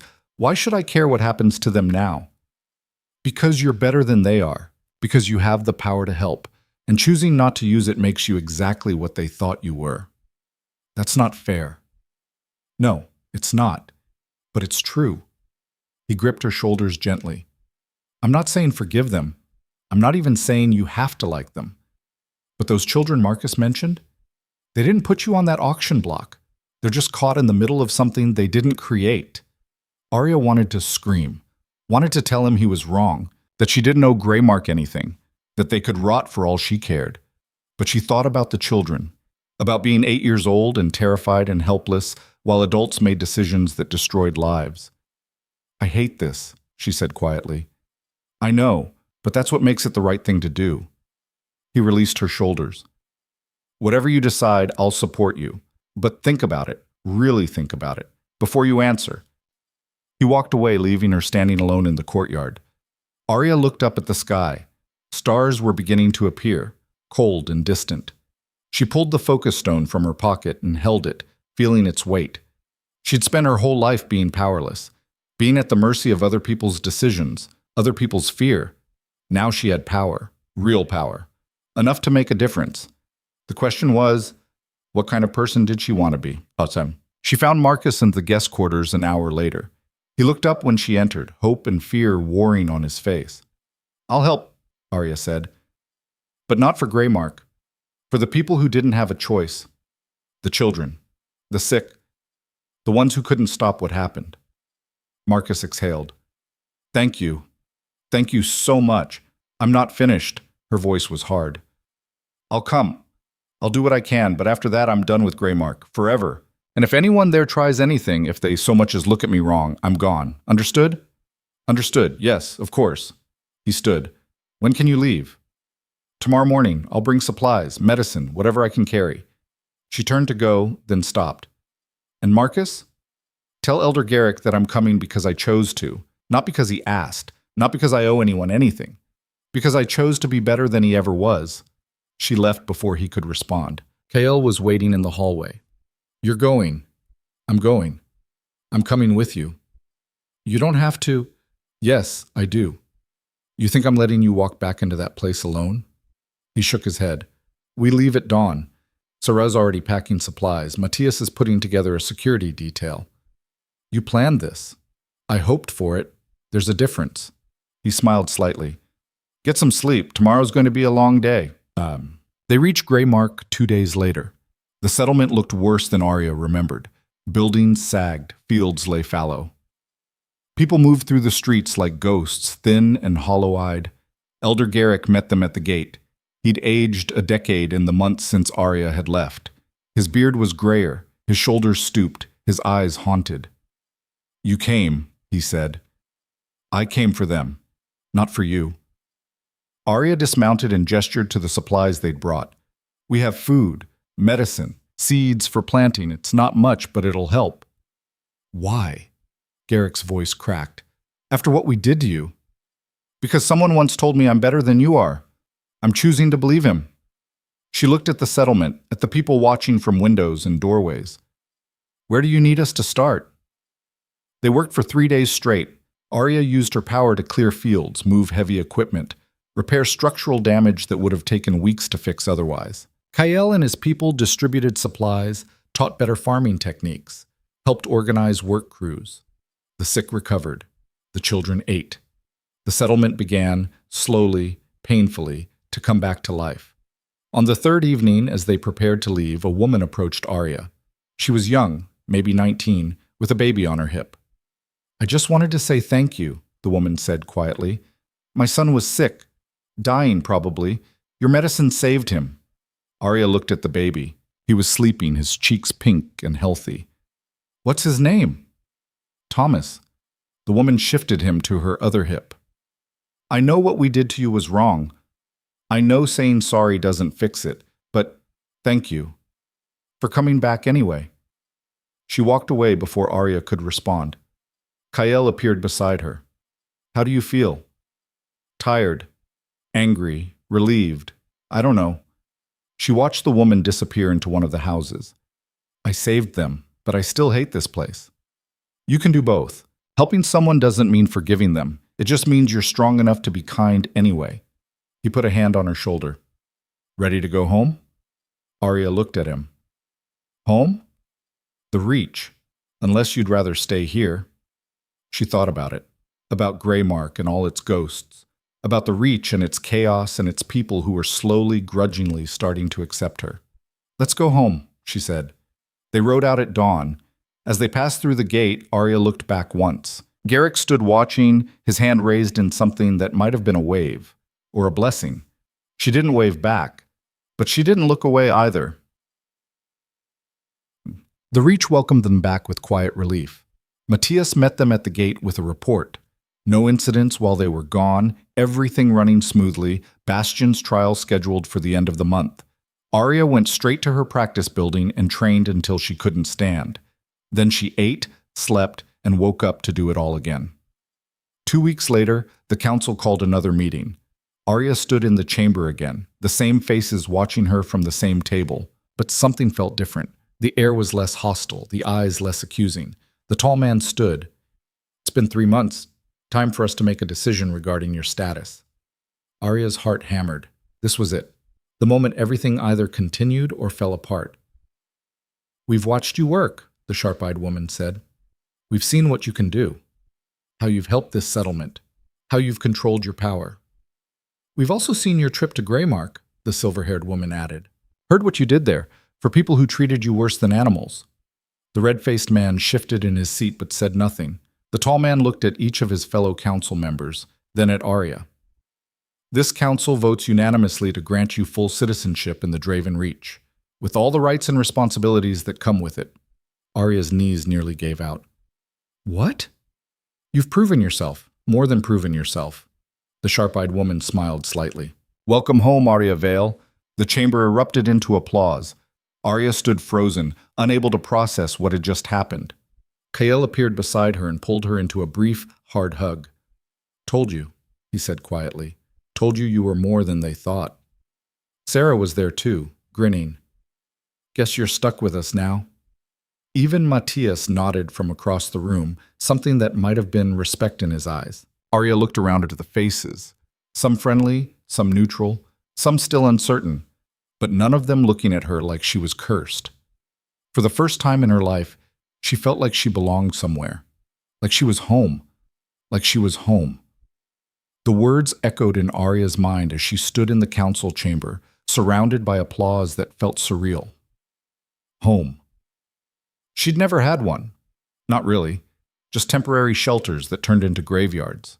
But this, the Reach, with all its sharp edges and hard people, this felt different. Kael's hand on her shoulder brought her back. "Come on, people want to celebrate." "Celebrate what?" "You. Your citizenship. The fact that we're not all dead." He steered her toward the door. "Let them. You've earned it." The celebration was modest by any standard. Ale and roasted meat in the main square, a fire burning in the central pit, people gathering in small groups to eat and talk and forget, for a moment, how brutal the world could be. Arya sat near the fire with Sarah, watching the flames dance and trying to quiet the voice in her head that kept waiting for something to go wrong. "You look like you're expecting an attack," Sarah said, handing her a cup. Old habits. Yeah, well, time to build new ones. Sarah raised her cup. To citizenship. To not dying. To whatever comes next. They drank. The ale was bitter and strong, and it burned all the way down. Matthias approached with two of his guards. He looked uncomfortable, like he'd lost a bet and was here to pay up. Mind if I sit? Sarah gestured to the empty space beside her. It's a free country, apparently. Matthias sat, his broad frame making the bench creak. He was quiet for a moment, staring into the fire. Then he said, I was wrong about you. From the start. I saw danger and reacted instead of thinking. Cost us time, cost us trust, could have cost us lives. You apologized already, Arya said. That was for the council. This is for me. He looked at her directly. You're tougher than I gave you credit for, stronger, and this place needs people like that, so thank you for proving me wrong. He stood and walked away before she could respond. Sarah whistled low. That might be the closest thing to a compliment I've ever heard from him. Is he always like that? Matthias? He's solid, loyal, doesn't trust easy, but when he does, he's with you all the way. She took another drink. He lost people before. Back when bandits raided the northern settlements. Watched friends die because he trusted the wrong person. So now he doesn't trust anyone until they've bled for it. I haven't bled for anyone here. You went back to Greymark. Helped people who tried to kill you. That's a different kind of bleeding. Sarah set down her cup. Point is, you're in now. Part of the Reach, which means when trouble comes, and it always comes, you don't run. You stand. I know. Good. Because trouble's already here. Arya turned. What? Sarah nodded toward the edge of the square. A rider was dismounting, his horse lathered and breathing hard. He was young, maybe 16, with dirt-streaked clothes and wild eyes. He spotted Kael and made a beeline for him. They talked in low, urgent voices. Kael's expression darkened with every word. Then he was moving, striding across the square toward Arya and Sarah. We have a problem, he said without preamble. The Western Settlement, Coldridge. They're under attack. Sarah was already standing. Who? Bandits. Maybe 30 of them, well armed. They hit the settlement at sunset, overwhelmed the guards, and they're holding the people hostage. He looked at Arya. They're demanding supplies, food, medicine, weapons, everything we sent to help them last month. How long do we have? Until dawn. After that, they start killing hostages. Kael's jaw was tight. Coldridge has maybe 80 people, half of them children. Arya felt the power stir in her chest. Not wild this time, focused, ready. How far? 4 hours hard ride. He looked between them. I'm taking 20 fighters, fast, light, in and out before they know we're there. Sarah, you're with me. Arya, I'm coming too. You just became a citizen. You don't have to. I'm coming. Her voice left no room for argument. You need someone who can move fast and hit hard. That's what I do now. So let's go. Kael studied her for a moment. Then he nodded. Gear up. We leave in 10 minutes. They rode through the night, pushing the horses to the edge of endurance. The western road was rough, carved through rocky terrain that made speed dangerous and stealth nearly impossible. But they moved anyway, driven by the knowledge that every minute lost was another minute closer to dawn. Arya rode beside Kael, her mind already working through scenarios. 30 bandits, 80 hostages, a settlement built for farming, not fighting. The odds were ugly. What's the plan? She asked. Scout first. Figure out where they're holding people, how many guards, what kind of weapons. Kael's voice was steady despite the pace. Then we hit them hard and fast. Minimal casualties on our side, none on theirs if we can help it. The hostages? First priority, everything else is secondary. He glanced at her, including the bandits. We're not here for revenge. We're here to save lives. They reached Coldridge just before dawn. The settlement was small, maybe 24 buildings clustered around a central well. Smoke rose from several structures. Bodies lay in the street. Kael raised a hand. The group stopped, dismounting in silence and moving into the tree line for cover. He pulled out a small telescope and scanned the settlement. Main building, that's where they've got the hostages. He pointed to a structure near the center, larger than the others, probably a meeting hall. 4 guards outside, at least a dozen inside from what I can see. The rest are scattered, looting. Defenses? Sarah asked. Minimal. They're confident, probably think no one's coming. Cale collapsed the telescope. We split into 3 groups. Sarah, you take 5 and circle around to the south entrance. Matthias, you take 5 and secure the west side. I'll take the rest and go straight in. What about me? Arya asked. Cale looked at her. You're our ace. You wait until we engage, then you clear the main building. Fast. Controlled. Get the hostages out, and don't let anyone stop you. What if they use the hostages as shields? Then you get creative. But you don't kill unless there's no other choice. His eyes were hard. This is different from Bastion. These are desperate people, not traitors. Remember that. Arya nodded. The power coiled in her chest, patient and ready. They moved into position as the first light broke over the mountains. Arya crouched behind a water trough 50 yards from the main building, watching the guards. They were sloppy, talking instead of watching, weapons lowered, no discipline. She heard Cale's signal, a low whistle, like a bird call, then chaos. Sarah's group hit the south entrance with coordinated precision. Swords clashed, men shouted. The guards at the main building turned toward the noise, distracted.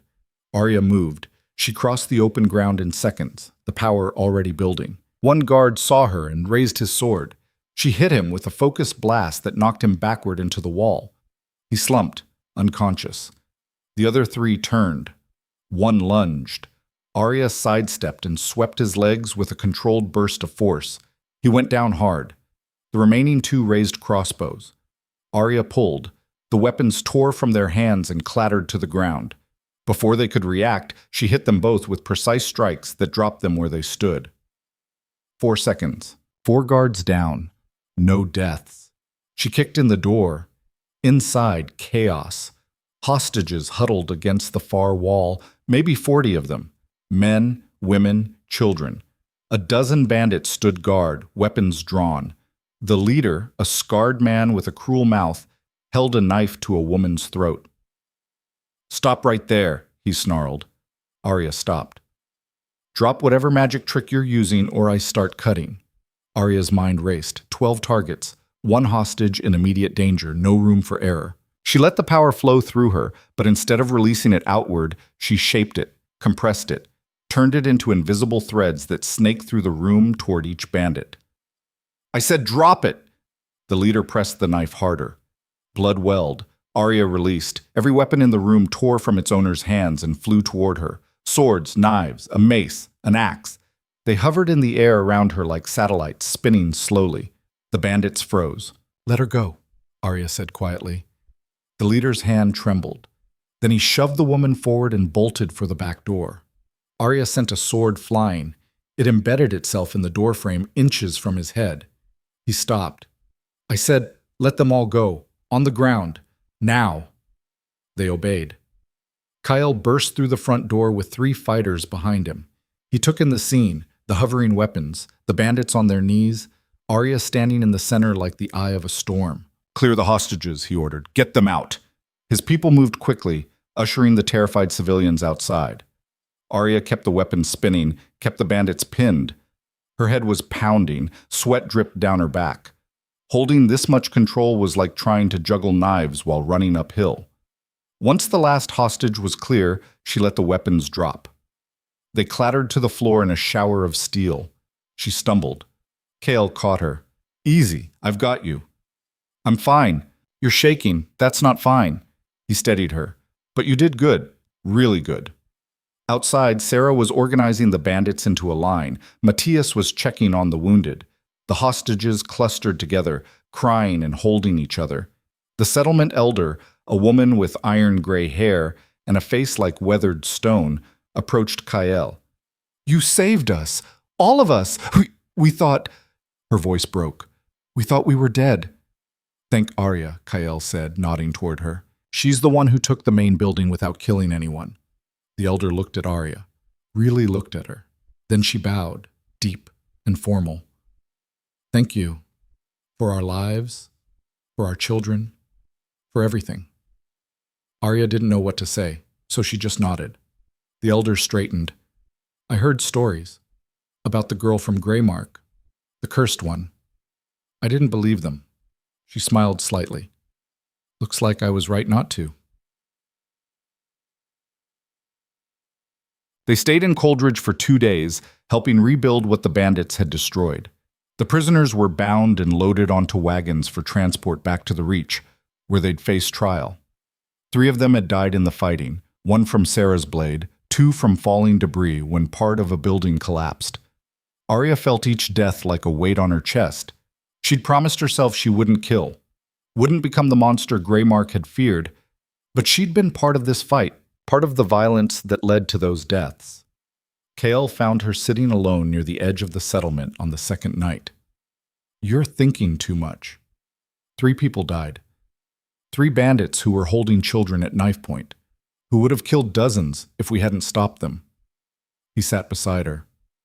You didn't kill anyone, Arya. You saved lives. There's a difference. Is there? Because it doesn't feel different. That's because you have a conscience. That's good. That's what separates you from people like Bastion. He looked at the stars. You want to know the truth? I've killed people, more than I can count. Some deserved it. Some probably didn't. And I carry every single one. That's the cost of having power, of making hard choices. How do you live with it? By remembering why I did it. By making sure the people I saved mattered more than the people I killed. By being better tomorrow than I was today. He stood and offered his hand. Come on, people want to thank you before we leave. The settlement gathered in the square as Kael announced their departure. The elder presented Arya with a gift, a woven bracelet, simple but carefully made. It's tradition, the elder explained. We give these to protectors, people who stand between us and the dark. She tied it around Arya's wrist. You'll always be welcome in Coldridge. Always. Arya looked at the bracelet, at the faces watching her, at the children who were alive because she'd learned to control the thing that used to kill indiscriminately. Thank you, she said quietly. They rode out at dawn. The journey back to the Reach was quieter, slower. People were exhausted, but underneath the fatigue was something else. Pride, satisfaction, the knowledge that they'd done something that mattered. Arya rode beside Kael again, the bracelet a gentle weight on her wrist. What happens to the bandits? Trial, same as Bastion. The council will hear evidence, determine guilt, and pass sentence. Probably exile for most of them. Maybe execution for the leader. He glanced at her. You want to be there? No, I've seen enough judgment for one lifetime. Fair enough. They rode in silence for a while. Then Arya asked, What about Bastion? When's his trial? 3 days after we get back. Should be quite the spectacle. Kael's tone was dry. Half the Reach wants him hanged. The other half wants something slower. What do you want? I want him gone. Beyond that, I don't care. He adjusted his reins. He made his choices. Now he pays for them. That's justice. Bastion's trial was everything Kael predicted and more. The council chamber was packed beyond capacity, people standing in the aisles and pressed against the walls. The air was thick with tension and barely suppressed rage. Bastion stood in the center, hands bound, flanked by 2 guards. He looked smaller than Arya remembered. Older. The arrogance had drained out of him, leaving behind something hollow. The council presented evidence, letters, orders, witness testimony from his co-conspirators who'd turned on him in exchange for lighter sentences. The case was airtight. Damning. Bastion didn't defend himself, didn't speak except to confirm his name when asked. The tall council leader stood. Bastion Cross, you've been found guilty of sabotage, conspiracy to commit murder, and treason against the Draven Reach. This council sentences you to permanent exile. You will be escorted beyond our borders and forbidden from ever returning. Any attempt to do so will result in immediate execution. Do you understand? Bastion's voice was barely a whisper. I understand. Then may you find mercy somewhere, because you'll find none here. The council leader nodded to the guards. Remove him. They dragged Bastion out. The crowd erupted, some shouting approval, others calling for harsher punishment. Arya watched him go and felt nothing. No satisfaction, no anger, just a strange, empty relief that it was over. Kale appeared beside her as the chamber emptied. How do you feel? Tired, ready for things to be normal for a while. He laughed. Normal. In the Reach. Good luck with that. But for a few weeks, things were actually quiet. Arya trained, worked, helped rebuild what had been damaged during Bastion's campaign of terror. She taught some of the younger guards basic defensive techniques, sat on a committee to improve settlement security, became slowly and improbably a regular part of the Reach's daily life. Winter came hard and fast, burying the settlement under 3 feet of snow. They hunkered down, rationed supplies, and waited for spring. Arya spent long evenings by the fire in the main hall, listening to stories and learning the Reach's history, learning the people. She was sitting there one night when Sarah dropped onto the bench beside her. Got a question for you. What? You ever think about what comes next, long term? Arya considered. Not really. I'm still getting used to having a now. Fair. But you should start thinking about it, because Kael's been talking to the council about making you something official. Official how? Like a position, a role. Something more than citizen who can blow stuff up. Sarah grinned. Word is he wants to create a new position, protector. Someone who handles threats the regular guard can't. Someone with your unique skill set. Did he ask you to tell me this? Nope, I'm just nosy and thought you should know. Sarah stood. Think about it, but not too long. Kael's patient, but he's also practical. He'll want an answer soon. She walked away, leaving Arya staring into the fire. Protector. The word settled over her like snow, heavy, important, terrifying. She'd spent her whole life being something people feared, something they tried to erase or contain or destroy. The idea of being something they relied on, something they needed, felt impossible. But then she thought about Coldridge, about the Elder's bow, about the bracelet on her wrist. Maybe impossible was just another word for hasn't happened yet. Spring came slowly, grudgingly, melting the snow in patches and turning the roads to mud. The Reach emerged from winter thinner but intact, and immediately threw itself into planting season. Arya was in the practice building when Kael found her. She'd just finished a training session and was sitting on the floor, breathing hard, surrounded by shattered targets. Getting better, he observed. Getting tired. She stood and wiped sweat from her face. Sarah said you wanted to talk to me. Sarah has a big mouth, but he smiled. Yeah, I wanted to talk to you about the future. The protector thing. She really does have a big mouth. He crossed his arms. But yes, the protector thing. The Reach needs someone like you, someone who can handle situations the normal guard can't, someone with power and control in equal measure. And you think that's me? I know it is. You've proven it a dozen times over. He paused. But I need to know if you want it, because this isn't just a job, Arya. It's a commitment to this place, to these people, for as long as you can hold it. Arya looked around the practice building, at the scorch marks on the walls, at the broken targets she'd learned to hit with precision instead of rage, at the evidence of how far she'd come. If I say yes, she said slowly, what happens? You train harder. You work with the council to establish protocols. You become part of the Reach's defense structure. And when threats come, and they will, you're the first line of response. He met her eyes. You become the thing standing between the people here and the dark, just like Coldridge's elder said. That's a lot of responsibility. It is, but you can handle it. I've seen you handle worse. Arya thought about Greymark, about the auction block, about standing in front of a crowd that wanted her dead and knowing no one would help her. And she thought about standing in Coldridge's square, surrounded by people who were alive because she'd learned to be more than her fear. Yes, she said. I want it. Kael's smile was genuine, warm. Good. We'll make it official at the spring council meeting. Until then, you keep training, keep learning, and you start thinking about what kind of protector you want to be. What do you mean? I mean you get to define the role, shape it, make it yours. He started toward the door, then stopped. Oh, and Arya? Congratulations.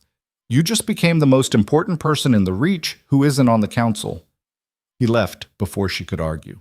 Duck. The spring council meeting was held on the first warm day after the thaw.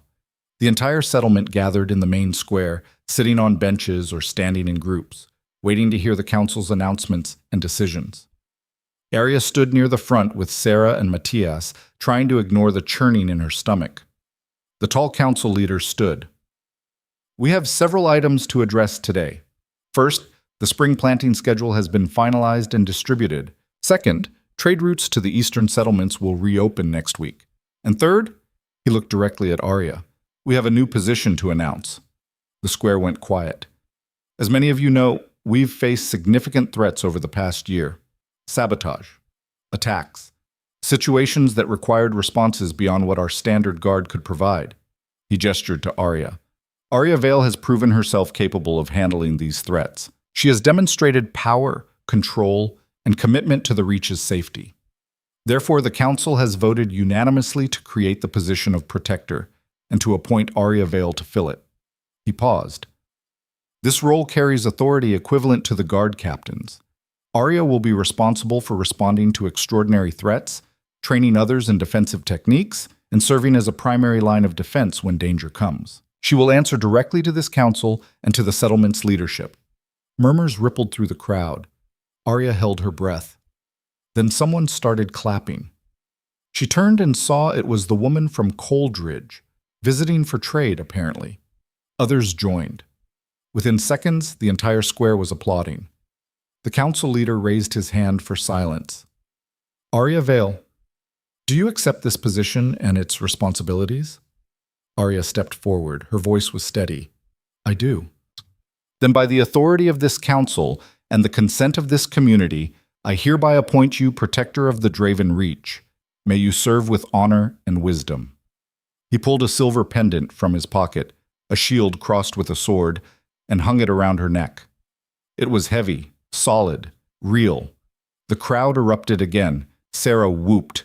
Matthias nodded with what might have been approval. Kael stood to the side, watching with an expression that looked like pride.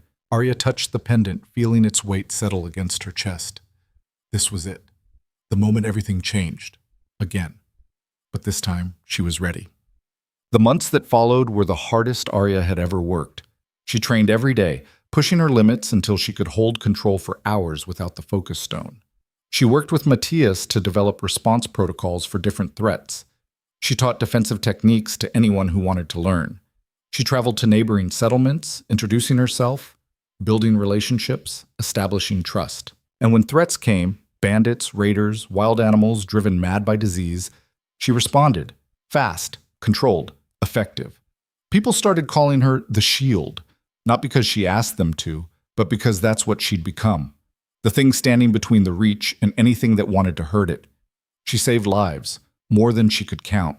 And she did it without killing, without becoming the monster Greymark had feared. One evening, almost a year after her citizenship had been granted, she sat with Kael on the steps of the main hall, watching the sun set behind the mountains. You've come a long way, he said. So have you. You bet on someone everyone thought was cursed. That took guts. Or stupidity, still haven't decided which. He smiled. But it worked out. You're everything I thought you could be. And more. They sat in comfortable silence for a while. Then Arya said, I've been thinking. Dangerous. About expanding the Protector program, training others, building a team instead of relying on just me. She looked at him. There are other people out there like I was. People with power they don't understand. People who are scared and alone and one bad day away from destroying everything around them. You want to find them? I want to help them. Before they become what everyone thinks they are. She straightened. The Reach saved me, gave me a chance when no one else would. I want to do the same for others. Build something that lasts beyond just me. Kael was quiet for a long moment. Then he said, That's ambitious and expensive and probably going to cause all kinds of problems with the council. So you think it's a bad idea? I think it's a great idea, which is why I'm going to help you make it happen. He stood and offered his hand. Come on, let's go talk to the council. Might as well start now. Arya took his hand and let him pull her to her feet. The pendant swung against her chest, catching the dying light. Together, They walked toward the future. 5 years later, the Protector program was known across the Northern Territories. A dozen people with dangerous, uncontrolled powers had been found, trained, and integrated into settlements that needed them. The Reach had grown, expanded, become a beacon for people who didn't fit anywhere else. Arya stood on the training ground, much larger now than when she'd first started, watching a young woman with fire in her hands learn to shape it instead of fear it. The girl was maybe 15, scared, angry, exactly like Arya had been. But she was learning, and she wasn't alone. Sarah approached, older now, with gray threading through her dark hair. "Message from Coldridge. Another raid. They're asking for you specifically. Tell them I'm on my way." Arya turned to the girl. "Keep practicing. I'll be back tomorrow." "Will I ever be as good as you?" the girl asked. Arya thought about the auction block, about the families that died, about learning to control the very thing that had defined her as cursed. "You'll be better," she said, "because you won't have to do it alone." She grabbed her pack and headed for the stables. Cale was already there, saddling his horse. "You don't have to come," Arya said. "I know, but I'm going anyway." He cinched the saddle. "Someone's got to make sure you don't have all the fun."